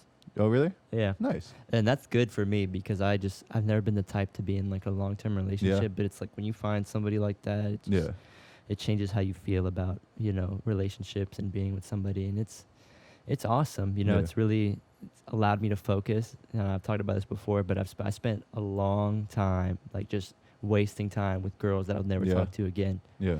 And like that's a huge problem, especially with like dating apps, because I just deleted Tinder. good Yeah. for you, dog. That's the first step. I have my waves. I'll get on it and then I'll get off it. And I get on it and then I get off it. It's weird. I feel like I like meeting people in person. Yeah, I agree. Meeting people in person. It's harder with COVID right now though. It is harder with COVID. I actually met my girl on a dating app, Hinge. Did you? Oh, that's funny. Yeah. So Okay. that was perfect. Yeah. But yeah, I think it opens up a lot more avenues for dudes who are kind of ugly. Like if you can spit enough game in the DMs and like the FaceTime, then like you might be able to get in there by the time it comes around to meet. Just be funny with it. Don't take it too serious. You have to be funny. Yeah. Girls like guys who are funny. Sometimes like just guys will like get super serious about it and just like, oh, she didn't respond to me. Like, oh, why didn't I get that match? That's incel. It's like, yo, that's tearing yourself down, dude, That's for incel, no reason. dog. You gotta understand you're a king, and you gotta know your worth. Keep your head up, king. Your crown is falling. Like that, like cause like when you go out with your boys, Okay. and you're trying to finish, you don't go out thinking I want to finish. I need to finish. You go out to have a good time with your boys. Yeah. Because if you go out looking to finish, you're not going to, because that's all you're worried about, and you're not worried about having a good time, and people can sense that. Sometimes it's not fun going out with those guys either, dude. Because if you pull up to a club with like those guys, and like, oh, they're not pulling a girl because that's their main focus, then they're like in a bad mood, and you're like, man, why do we even come out? Why do we invite you out? Like, why can't you just have a good time with the boys? Why can't we just have fun and just For mess real. around? You know what I'm saying? Someone doing the shoot, active shooter. Oh my gosh! So you be on you're on social media? Yeah. I'm on Instagram, Snapchat, not really Twitter, but I have a Twitter. What's your Instagram? Daniel_Rami, and that's same thing with my Snapchat. Rami is RAMI. Yep. DANIEL_RAMI. And you want people, hey, go follow my boy right now, what you're doing. This is the next big thing. Coming out of South Florida, Boca, right? But you're from here. I'm from Orlando. You're from here. Yeah. Okay. And your dad is Filipino, but your mom's British. Your mom's British. She's from Birmingham. But she's from England. Yeah, she was born there, born and raised But your there. dad's from the States? Yeah, my dad was born in Kansas. So what? Like, how is that growing up with your mom not being born in this country? Like, how did that affect how she raised you to handle situations as far as how to look at the world? Because she's from a place where, the legislation is different and just the culture is kind of different. I don't think it's necessarily so much like a cultural shift having my mom kind of raise me, but it's more so who my mom is as a person. She really inspired me to travel. And like, so when I graduated high school, I took a year off. I worked a couple jobs throughout high school and I saved up. And so I graduated, I took a year off in order to travel, and I paid for my trips and I traveled. I went to all these places because of my mom, because she loved traveling, because she traveled a lot. She left her home at like 16 or something, and she lived in Germany and she lived in Japan and like nannying and working places, and then came to the United States as a nanny. And so she loves to travel, and so she inspired me to travel a lot. And it's like, when I get money, that's what I'd like to spend it on. Oh, is for to travel. Sure. Experiences. Yeah. That's what it's really all about, I guess. Yeah, for sure. Experiencing life and experiencing the freedom we have to be able to kind of do whatever you want. Yeah. And also the connections you make with people. I mean, regardless of what happens after you die, I feel like you're alive right now, Yeah. and you need to make the most of it. Yeah. And like you want to travel, and you've traveled before, like you wanted to box, and you did that. Yeah. And it's very admirable because some people go their whole lives saying they want to do something and they never do it. I feel like while I'm young, like I don't have a lot of responsibilities. Mm. Why not go ahead and experience all this stuff that I can? Like, I don't have a child. I don't have a wife. I don't have a house. I'm not a homeowner. Why not go ahead and travel and experience this world that I'm in? And then I can tell all these crazy stories. I can tell my kids the same thing, to do the same thing. And it just makes me a more worldly person, a more accepting person. Mm-hmm. You know, I really enjoy it. And I think it opens up a lot of people. I think people, like, when they travel, it kind of shifts their worldview. You know, For they sure. see different cultures. They see sure. different ways of life. It's really nice. Yeah. I think that's important for people. I think that the reason why there's a lot of hate today is because there's a level of ignorance with other people's cultures. Like, you were born and raised in Central Florida. Mm-hmm. So yeah. we've been exposed to so many cultures. We have such Yeah, a diverse we do. area. It's not like uniform. It's not like all white. It's not all black. It's not all Hispanic. It's a Yeah. mix of all of them. You know, we're really blessed to be able to grow up in an area like this because Yeah. when you grow up in a place where there's a high level of uniformity Yeah. with the people, you're not exposed to different cultures, so you're less accepting. And I think that the hate that people have for each other really comes from, you know, an unknown. Like Yeah. like people fear what they don't know. That's why you're scared of the dark. Yeah. Is because you don't know what's out there, and Yeah. that's in our DNA. We're scared of things we don't know because we're trying to survive. Mm-hmm. We're trying not to even take a chance with something we don't know about because it could hurt us or something bad could happen. Yeah. And I think us growing up here in Central Florida has really exposed us to a lot of different cultures. Like, there's a huge Hispanic population Yeah. here. Like, I know how to speak Spanish strictly from like my friends, True. and you know, I took it in school as well. But Yeah. you know, there's so many different cultures and there's so many different people you meet, and that really made me a really accepting and open-minded person Yeah. because you got to understand that people do stuff differently. Yeah. And dude, I hate when people want to talk about like cultural appropriation. You know what I'm saying? Where, Okay. you know, it's like, oh, you're white, you can't wear like braids. Like, I- you know what I'm talking about? Well, I think there's a difference between like respecting someone's culture and appropriating it. So like some people will wear it as a costume, and that's appropriating it because they're not necessarily respecting it. Yeah. Because they take that, they show no respect to it, and these people who are of that culture, you know, think to themselves like, hey, like why are you doing this? And I don't know, it's not for me to say because it's not my culture, but if that's how they feel, then, you know, I guess I kind of have to respect it in that sense. The braids thing, I don't know, that's a different one because I don't know how much you can necessarily control a hairstyle, but like You wearing can't gatekeep a wearing hairstyle. someone's like kimono dress or wearing like a Native American headdress, I think, you know, if that's something that's really sacred to them and they feel like you're wearing that disrespectfully because you don't understand the real cultural deep influence to it, Mm-hmm. then I choose to respect it. Then, you know, they want to call that cultural appropriation. You're appropriating it. It's not really a costume to wear at a music festival, you know? Yeah, like the headdress. Yeah. Like that's reserved for like the chief. Yeah, exactly. And that's so somebody like, who's like served in like combat. yeah, and like so a you'll warrior. take people who take that and wear it as a costume and, you know, kind of show a lot of disrespect to something to them that's super spiritual and super deep. Yeah, some drunk guy at FSU Exactly. wearing like a headdress. Yeah. Yeah, that's definitely disrespectful. But I don't understand like how people will get so upset when people will wear certain things that are like from their culture. Like especially if people aren't doing it in a disrespectful way. Like people will try to gatekeep like hairstyles. Like you Yeah. can't do that. So- like there's no you have no Yeah. because to say something is exclusively from your culture Hmm. is almost completely erroneous because all of our cultures are mixed. Hmm. And what's the best stuff? The best stuff comes from other people's cultures. Okay. You know what I'm saying? Like I'm Yeah. Italian, but I love Asian food. Yeah. You know what I'm saying? I get love what you're Asian saying. food. You know what I'm saying? I love soul food. Yeah. And that's the best stuff. I love hip hop.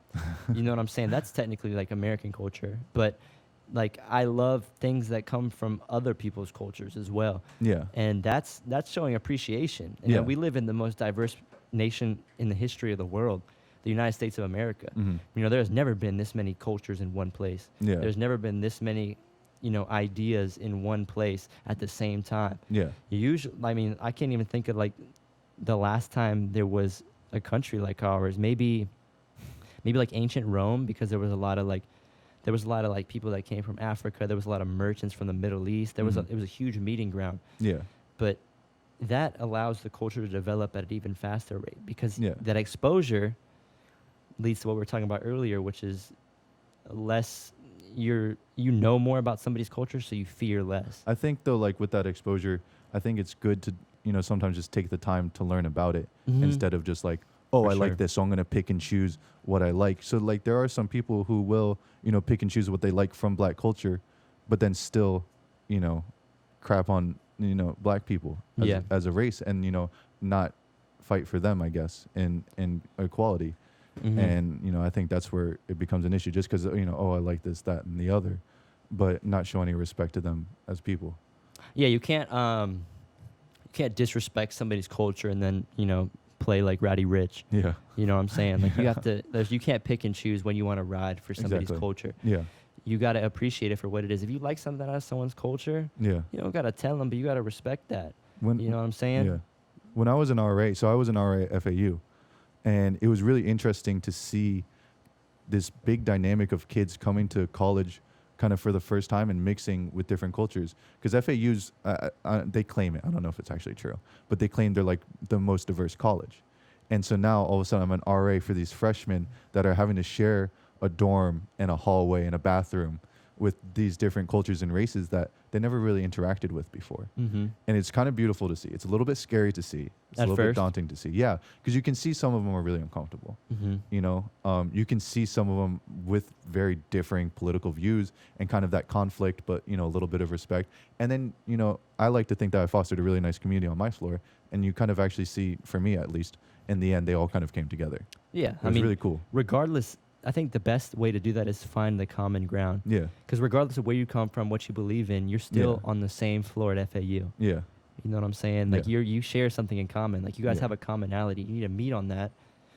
And then once you do that, you got to be open minded. I think a lot of problems we have today comes from that tribalism that's like in our DNA. Like that's how it was. Like back in the day when we were running and gunning with like spears and stuff. Yeah. Like that's it was our tribe Mine against versus yours, theirs. yeah. Yeah, exactly. And you want to make sure that there's no way that they can impose their will on our tribe. Mm-hmm. So you got to be ready to protect it. You got to not fuck the other side. That's like basically what it is. Yeah. And for people not to understand that is still like the remnants of that is still in our DNA. Like that, it doesn't just go away like that. Mm-hmm. We just started being like really civilized like a couple hundred years ago. And we still see the kind of cultural effects Yeah. of that. And it's sometimes so stark, like weird to see because, okay, I grew up, normalized being around different races and cultures. Mm-hmm.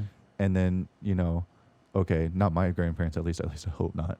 But, certainly some other people's grandparents were super racist. Dude, everybody's got a racist grandpa. And not that long ago, like there was segregation and stuff. And you still see the effects of that. It's crazy to just think about, oh, we grew up in this society, but like someone, Mm-hmm. it still affects us. I don't know. Dude. And that's what people don't understand is that there's like slavery in this country was not that long ago. No. So it doesn't just go away. No. It doesn't just go away like that. Yeah. It's going away fast, but it's not going away as fast as people would like it to. In what sense? So it's obviously equality is getting easier. It's Okay. getting more acceptable, and people are realizing that, there's more opportunity for everybody increasingly than there was previously. Mm-hmm. But there's still a gap. Still a lot of inequality. There's still a lot of inequality. There's still a gap, and that's because.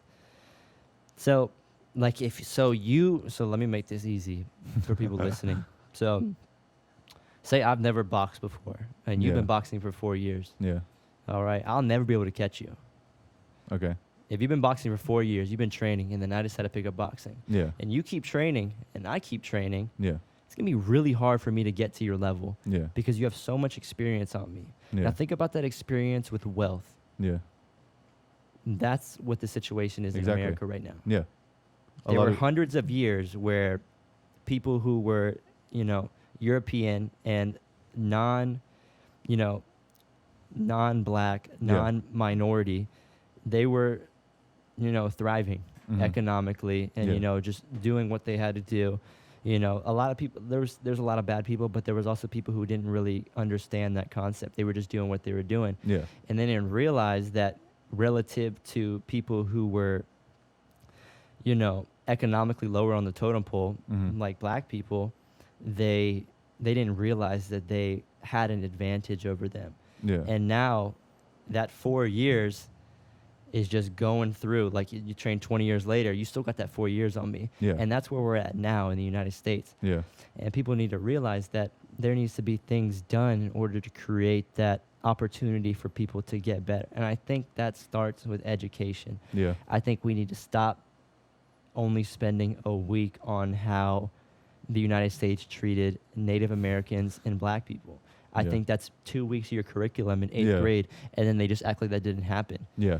Germany, they have like a whole semester on the Holocaust. They don't want you to forget that shit. They want to say, hey, this is what we did wrong. We're never going to do that again. Yeah. The United States kind of just like acts like, oh, like it kind of, it happened. It was bad. We had Thanksgiving. You know what I'm saying? We had Thanksgiving. Thanksgiving was what? 2 days? Yesterday? 2 days ago? Yeah, 2 days ago. We had Thanksgiving, you know what I'm saying? It was really peaceful and everything. Yeah. It was not peaceful. Yo, they painted a Millions completely of different picture people in school. died. Yeah. Millions of people. And, we exploited, slave trading for hundreds of years. Yeah. And to think that that didn't have trickle-down effects today, people cannot be that naive. Yeah. People cannot act like there is I don't want to say like an invisible hand, but there's definitely, people of color have a lot of obstacles. They call it like a glass ceiling, where like, they think they can go higher, can but see there's that barrier. And you know, it sucks. Well, that's, I think, even bigger than just like breaking it down by race, because I hate to do that, is, the rich and the poor people. Yeah. Because the rich people are really the ones like, what I'm saying? We're not rich, but we're white too. So it's like we have like a common enemy. We have a common enemy. Yeah. Those are people who don't want us to get rich. Yeah. Because when somebody else gets rich, you lose money. Yeah. People are so greedy, and I honestly think that there's, a handful of people who really run the world because they're the most powerful. They have the most influence. They have the most money, and they're able to pull strings behind the scenes, in which you can't see. But really, they're the ones controlling everything that happens, and that's what the real problem is like the 1%. They don't give a fuck about anybody below them. They don't care at all. You know what I'm saying? So we're really all in the same boat, trying to, get like that, trying to spread the wealth. And I'm not a poster boy for like socialism or like communism. I don't want everyone to be able to receive the same amount of money. I believe hard work can take you to a lot of places. Yeah. That's why I like capitalism, because regardless of what you think, we live in America. Yeah. And they call it the land of opportunity for a reason. Yeah. We have the highest capability for class mobility. So you can come here with nothing and you're able to create the most wealth as opposed to any country. Yeah. And that goes for anybody. So you can be from Norway and come here, and you can be from Nigeria and come here, and you guys will have opportunity available to you. That is true, but like it is much more difficult for the guy from Nigeria than it is for the person from Norway, based off of gender or race or even language barrier. Yes. And then I think it's just kind of a fallacy to believe that like anybody can do it through hard work, just because if anybody can do it, then everybody would do it. Are you sure? Some people just aren't built to be able to have discipline, and not even that they're not built, but is a cultural issue. Yeah. There's a cultural issue of, there's sometimes, if you get told that you're not shit, and you start to believe that shit. Yeah. And it's really hard for you to be able to overcome that. I just think though, at least for me, so like let's just say from my perspective, okay? I think it's just easier for me to say, oh, anybody can do it, when I'm not the one who's been, called racial slurs 5 times. I'm not the one that's, been denied that. I'm not the woman that was abused by a bunch of men, and I have to carry that weight around with me. I'm a tall, white guy that was raised pretty well. I went to a nice school. I go to college, so it's a lot easier for me to say like, oh, you can do it, you can do it, you can do it, when I didn't have to work 2 jobs in high school just to pay rent and make money.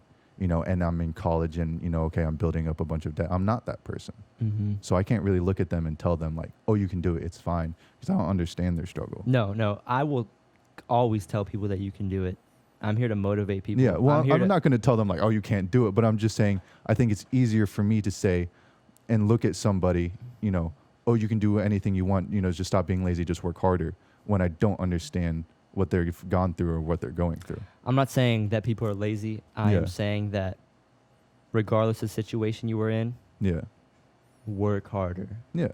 And that's it. Because that's all you can do. Yeah, basically. All you can do is work harder. You can work with what you've got, but just everybody sometimes has it's obstacles. Just not fair. Everybody has obstacles. Nobody starts from the same place. Yeah. We don't all start on the same finish line.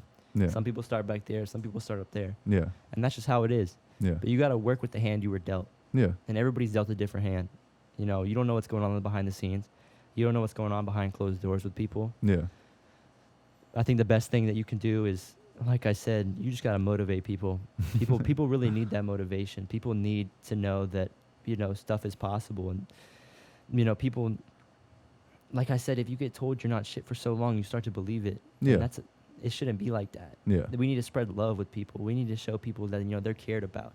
We respect them. People need to have respect for each other. People need to be able to know, and they need to see in their community that you can do that. Yeah. You can do that. Oh, that person looks like me, and they did that. You know what I'm saying? That's a real motivator for people. Yeah. A black superhero? Yeah.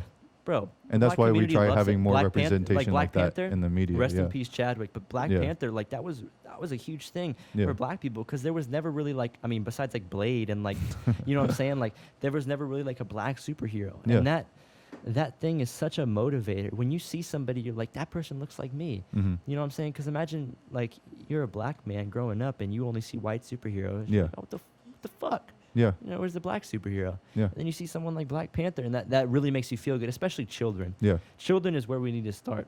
There's a lot of stuff that, like, I wouldn't have thought about, growing up, because it was just always so normal for me. Mm-hmm. It's just something that was never on my mind. And then, obviously I start growing up and I start hearing more about it and I see more of it. Yeah. And I'm like, oh, yeah, come to think of it, the guy in the movies was always, who I looked like. Yeah. The kids on the cereal box always did look like all these dolls, me. Right? Yeah, all these dolls were always white. Dolls. Crazy. And now they're doing that. Band-Aids. Yeah. Band-Aids. They're always matched our skin color. It goes down to the most minute things. Yeah. That was just catered to us. It's weird.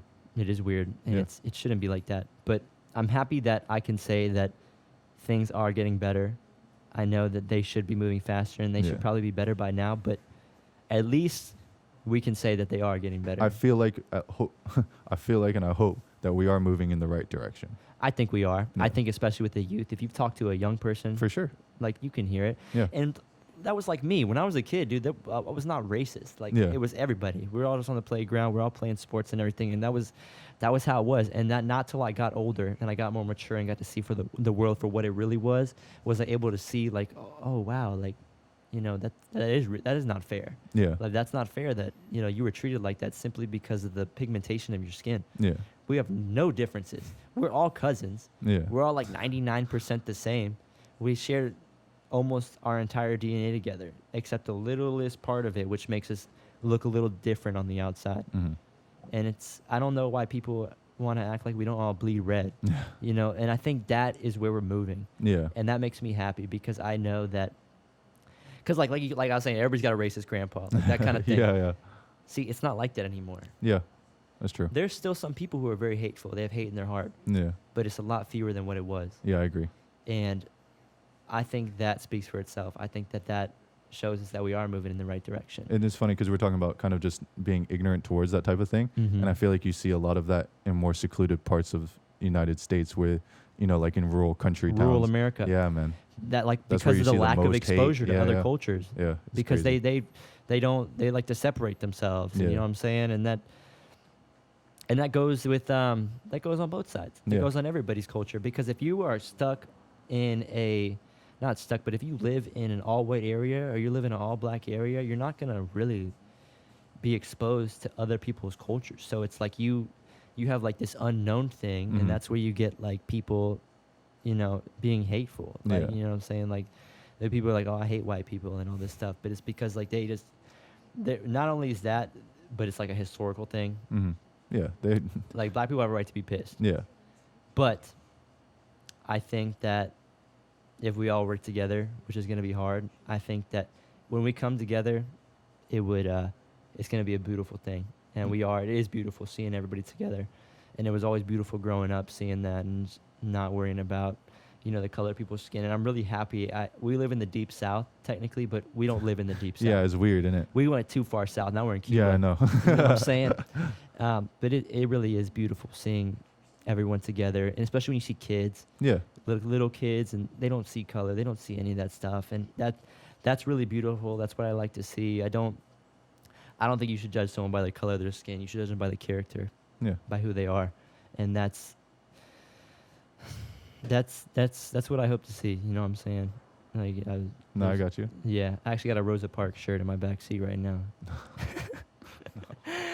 No, it's awesome. And I mean, I don't know why. I don't even know how you could not like people who are black. Dude, they're so cool. Yeah.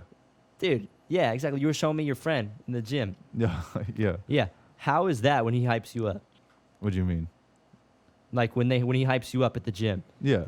It's awesome, right? Dude, there's something about it. When I'm at the club, and a group of my black friends are hyping me up, I feel unstoppable. You know what I'm saying? I got that in my veins. I'm like, oh my gosh, you know what I'm saying? Yeah, I got you. It's awesome, dude. Like, and I think it's really beautiful that all the things that, the black community has been through in this country, that they still find a way to persevere with so much happiness and so much soul and music and art and everything. That's beautiful. Yeah. That's incredible to me. And you know what I'm saying? Like music, the art and everything, sports, it's fucking beautiful, man. You know what I'm saying? Like we were talking about, like, they didn't get started off on the right foot here, sadly. Yeah. But, they found a way to find happiness in everything. And that, I don't understand how people can not like somebody for their culture, for stuff like that. Like I'm saying, it's all ignorance. Yeah, basically. It's all ignorance. It's all not being exposed to other people's cultures. And we're thankful that we were able to grow up with such diversity that we don't really judge someone by the color of their skin because everybody's the same. Yeah. You know what I'm saying? It's fucking beautiful, dog. Yeah. It's cool. It's good to see. It is good to see. We were talking about animals earlier. What animal you think you could beat up, like the biggest one? Was the biggest one I could beat up? Yeah. All right, I'm going to go with something that's not carnivorous, first of all. Oh, dude, it's so much worse when an animal's trying to kill you to eat you. Yeah. Instead of just killing you to eat you. Killing you to eat you is different, bro. Yeah, that's These fear. things are vicious, dude. I think I could put like a spider monkey in like a Kimura. A spider? How big is that? Dude, they're like this big. What, like the size of a loaf of bread? Honestly, I think it'd probably be hard. You think so? They're strong. Monkeys are different, dude. Those things are strong. Monkeys and chimps. What we were saying earlier, bro, like they're just like animals are just muscle bound. They're just designed for performance and strength. Literally. Yeah. They have no wasted space. They don't get fat. There's no nonsense. Like they are born and bred genetic history through that one point in time where they are swinging through trees. Yeah. 100-pound chimpanzee could kill a human being, any human being on the planet. They're vicious. I had seen on YouTube, there was like this crazy documentary about this like killer band of chimps just going through the forest and killing other chimps and eating them just because they're badass. Just because they want to. Gang. That was just their gang, dude. And I'm like, what? I watched that whole. I want to watch it again. It's so good. Dude, could you imagine if there was many chimps as there was people? No, I couldn't. That'd be terrifying. Dude, imagine trying to go outside. Yeah, I was gonna say, imagine we walk out this garage door right now, and there's a chimp posted up across the street, like, "Hey, what's up, bro?" And then you see his other chimp homie coming, you're like, "Oh shit!" God, dude, that would be so scary. Terrifying. I mean, you would have to be strapped up. That one woman, like, it was on the news. I mean, I remember it when I was a kid, got her face torn apart. Yeah, but she was fucking that chimp. What? She was, bro. She was sleeping with it in bed, giving it wine. Is that allegations? Is that true? I mean, bro, if you're sleeping with a chimp and you don't have like a husband and like that's your whole life, and I didn't know. Bro, look it up. Trust me, I it's will sketchy. look it up. She's a weirdo. Dude, she definitely was. She was definitely doing some weird shit with the chimp. She would give it wine and everything. It was sleeping in her. It was sleeping in her. Bro, it's a chimp. It's a chimp, bro. It's definitely trying to smash. It was a chimpanzee. Sorry. There is no doubt in my mind that thing, bro. We're pretty close to chimps. Yeah. You know what I'm saying? Like, No, dude, no. the sex is possible. I refuse to believe it. There are weird people. Actually, no, there are weird people. Bro, out she's there. a weird Yeah, person. you're right. There are weird people out there. But you think she'd like go on the news about it? I'm sure she didn't. Bro, what do you mean go on the news about it? She was on the news because she got her face ripped off. Yeah, but then how'd they find out she was like giving it wine and stuff? She wouldn't tell She them. told them that. Oh no. She said that. She was sleeping in her bed. She gave it wine. Yeah. But dude, monkeys have the worst part of human behavior like amplified. So they get really jealous. Do they? Like, I think there was one time where there was like a chimp sanctuary. Okay. And they brought one of these chimps a birthday cake. Okay. And the other chimps ones got did mad. not like that. Really? And they ended up either killing that chimp or killing the keeper. Dude, they're vicious, man. They're vicious for real. Like you don't want to mess with a chimp, bro. You don't want to mess with a chimp. A What? 100-pound chimp could kill you. I mean, Dude, it would grab your arm easy. and it would either sling you over its body like Easy. a cartoon or rip your arm out of socket. Dude, they don't play, bro. They don't play. I heard that they feel like wood. Like that's how their muscles feel. Like Dude, yeah, I'm not surprised, bro. it's corded steel. Yes. And like I Can you heard, imagine a chimp flexes on you? Wow. Muscling, bro. yeah, if you've seen a hairless chimp, you can I see saw that it. muscle mass. I saw it. I'd show my friends because I was so shook. I pulled up the hairless chimp and I'm like, yo, you guys got to see this. It's crazy. It is crazy. I guess there was actually a thing in the early 20th century where people would like be at carnivals and be like, step right up and fight the chimpanzee. Like literally, like it'd be chilling there, like eating hay. Yeah. You think you could beat it? Fuck no, dude. Do you think people died at these carnivals then? I saw a really old video, and it was like when they would shoot in like 2 frames per second. Like, Okay. Yeah. like the pictures. Yeah. And it was in black and white, and it was a guy walking up like how they all walked. Okay. You know what I'm saying? And there was a chimp just sitting there like this. Yeah. And the guy walks up and just decks it, right? The chimp gets mad and grabs him and slings him on the ground. For real? Yeah, like grabs his leg and Damn. like pulls him on the ground so effortlessly. Yeah. And then just like starts hitting him like this. And then people running. It's Dude. not a joke. Like No, they bro. are. If there was as many chimps as there were as people, we would not be apex predators. Dude. I would what's that movie? Planet of the Apes? Mm-hmm. That stuff's crazy. My favorite shot is when this gorilla comes flying at the helicopter, bro. Oh my gosh, that's crazy. Gorillas are no joke either. All right. Yeah, no.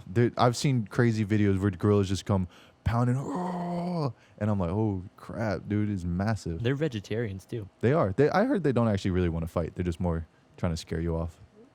Dude, they do not want to fight. Nah. And you don't want to fight either. Hell You no. don't want to throw hands with a gorilla. You kidding me? They weigh like 400 pounds. Yeah. I think them standing like this, Power pose. yeah, that's probably like 5.5 feet. So when they stand up, it's closer to like 7, 6.5, 7. Don't. They have like the same body shape as us, Yeah. but their legs are like feet. Yeah. They can grab you with that. Their muscles are so dense. Yeah. I guess when you see a gorilla, you're supposed to just lay down and hope it doesn't murk you. Probably. Have you seen like polar bears? Oh, polar bear will just kill you. Dude, polar bears hunt you. Yeah, they'll just kill you. They'll hunt you. They don't play. There's a saying with bears. It said, if it's black, fight back. If it's brown, lie down. And if it's white, say goodnight, because your ass is going to die. You know, I don't know if you know it, but there's this like trail. There's this park, and my mom will go on a run there. Yeah. Okay. And she was going on a run, and she sees a bear, and she's like, oh shit. And she knows there's a bathroom over there. She wasn't thinking. She sprints. She takes off, dude. The bear sees her and charges at her. Oh my gosh. She said she made it into the bathroom door and closed it and heard the bear slam into the door. It was that close. It was about to get her. Gosh. And her phone was dead or something. And she stayed she had like no connection. She stayed in that bathroom, she said, for 4 hours. Holy It was shit. just she got so lucky. She saw this public stayed in there for 4 hours. Dude, they're fast too. You can't get They away. are That's why fast. you have to fight a black bear. Yo, Like, you have to fight it because you can't climb a tree. no. Your mom was lucky that there was like a structure where she could get into the bear couldn't. I know. Because it's going to hawk you down too. Dude, You can't run faster than it. no, definitely not. So that's why it's scary. Yeah. But black bears only get to like 200 pounds. They're not that big. That's why you can fight them. Yeah. Like if you're fighting for your life, it's gonna fuck you up. I don't think my mom would have won. We don't know. We don't know. Your mom could have had that right Maybe. hook. She got in little fights when she was a kid. Yeah, she could have had that right hook. I don't know. I held pads for her before. Really? Yeah. That's awesome. Yeah, I held pads for her before. It was cool. I gave my whole family like a boxing workout because I'm like, you guys enjoy boxing. Yeah. It was cool. I put the gloves on her and I said, all right, I'm gonna work like just head movement.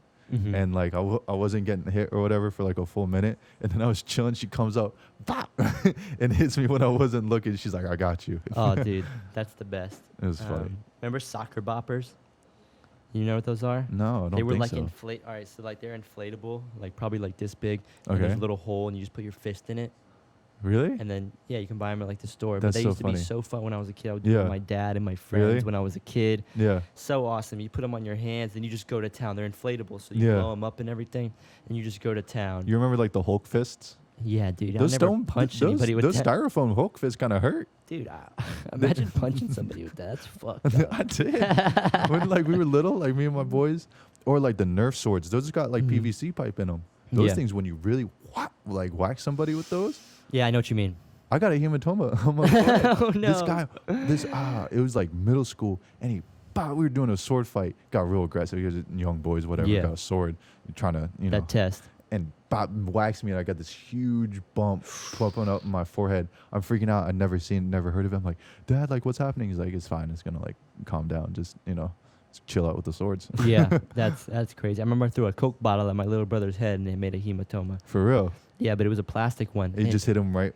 Dude, it hit him so perfectly. It made like a noise that broke the sound barrier. I never heard it. I can't even make the. Yeah. Like, dude, it was like a perfect pop. I guess the way that it hit the surface area just kind of like collapsed the air underneath his skin, and it went pop. And it was like one of those where it instantly bruised. Really? And I was like, it's like when you're a kid, because when you're a kid and you hurt your sibling, it's you like don't want him running to mom and dad. It's like, oh fuck! Yeah. I'm in so much trouble. It's like, oh my god, are you okay? And yeah. But it was like. Because you know how little kids, if they get hurt, there's like a delay? Yes. There was no delay. Oh, really? He started screaming, high pitched as fuck, and I'm like, oh my god, I'm dead. No. It bruised instantly, like it popped Really? a blood vessel, and I was like, oh my god, I'm gonna get my ass beat. I have a theory that when they delay, they're looking at your reaction. Oh, they definitely do. Yo. So if you act like it didn't hurt, it's like, yeah, right. if when they have that thing, I feel like sometimes they cry more out of embarrassment, especially like with kids, not so much with babies, but kids. Toddlers. Yeah, like they'll cry out of embarrassment. Mm-hmm. You know what I'm saying? So if they do something and just kind of look away, I feel like you just let them be. They just stand up and scrape it off on their own. You don't give them some crazy reaction. They'll be all right. Yeah. If you don't, oh my gosh, baby, are you okay? Yeah, you don't want to do that. You seen those videos where they're holding the baby and they knock the door behind their head? They don't actually hit their head. They go, oh, they start babying it, and the baby starts crying. Yeah. Just because. It's like, oh, yeah. And the baby's like, ah. That's funny. That's definitely something I would want to do if I had a kid. Just torment it. Just run a bunch of tests on it. Listen, my dad tormented me when I was a kid. Yeah. Hurt people. I'm gonna torment my kids too. I'm gonna prank the fuck out of them. I'm doing all this. I'm scaring the shit out of them every chance I get, because that's happened to me. Yeah. Dude, my childhood was wild. My dad would just scare the shit out of me at least once a week. For real. Like in a creative way too. Yeah.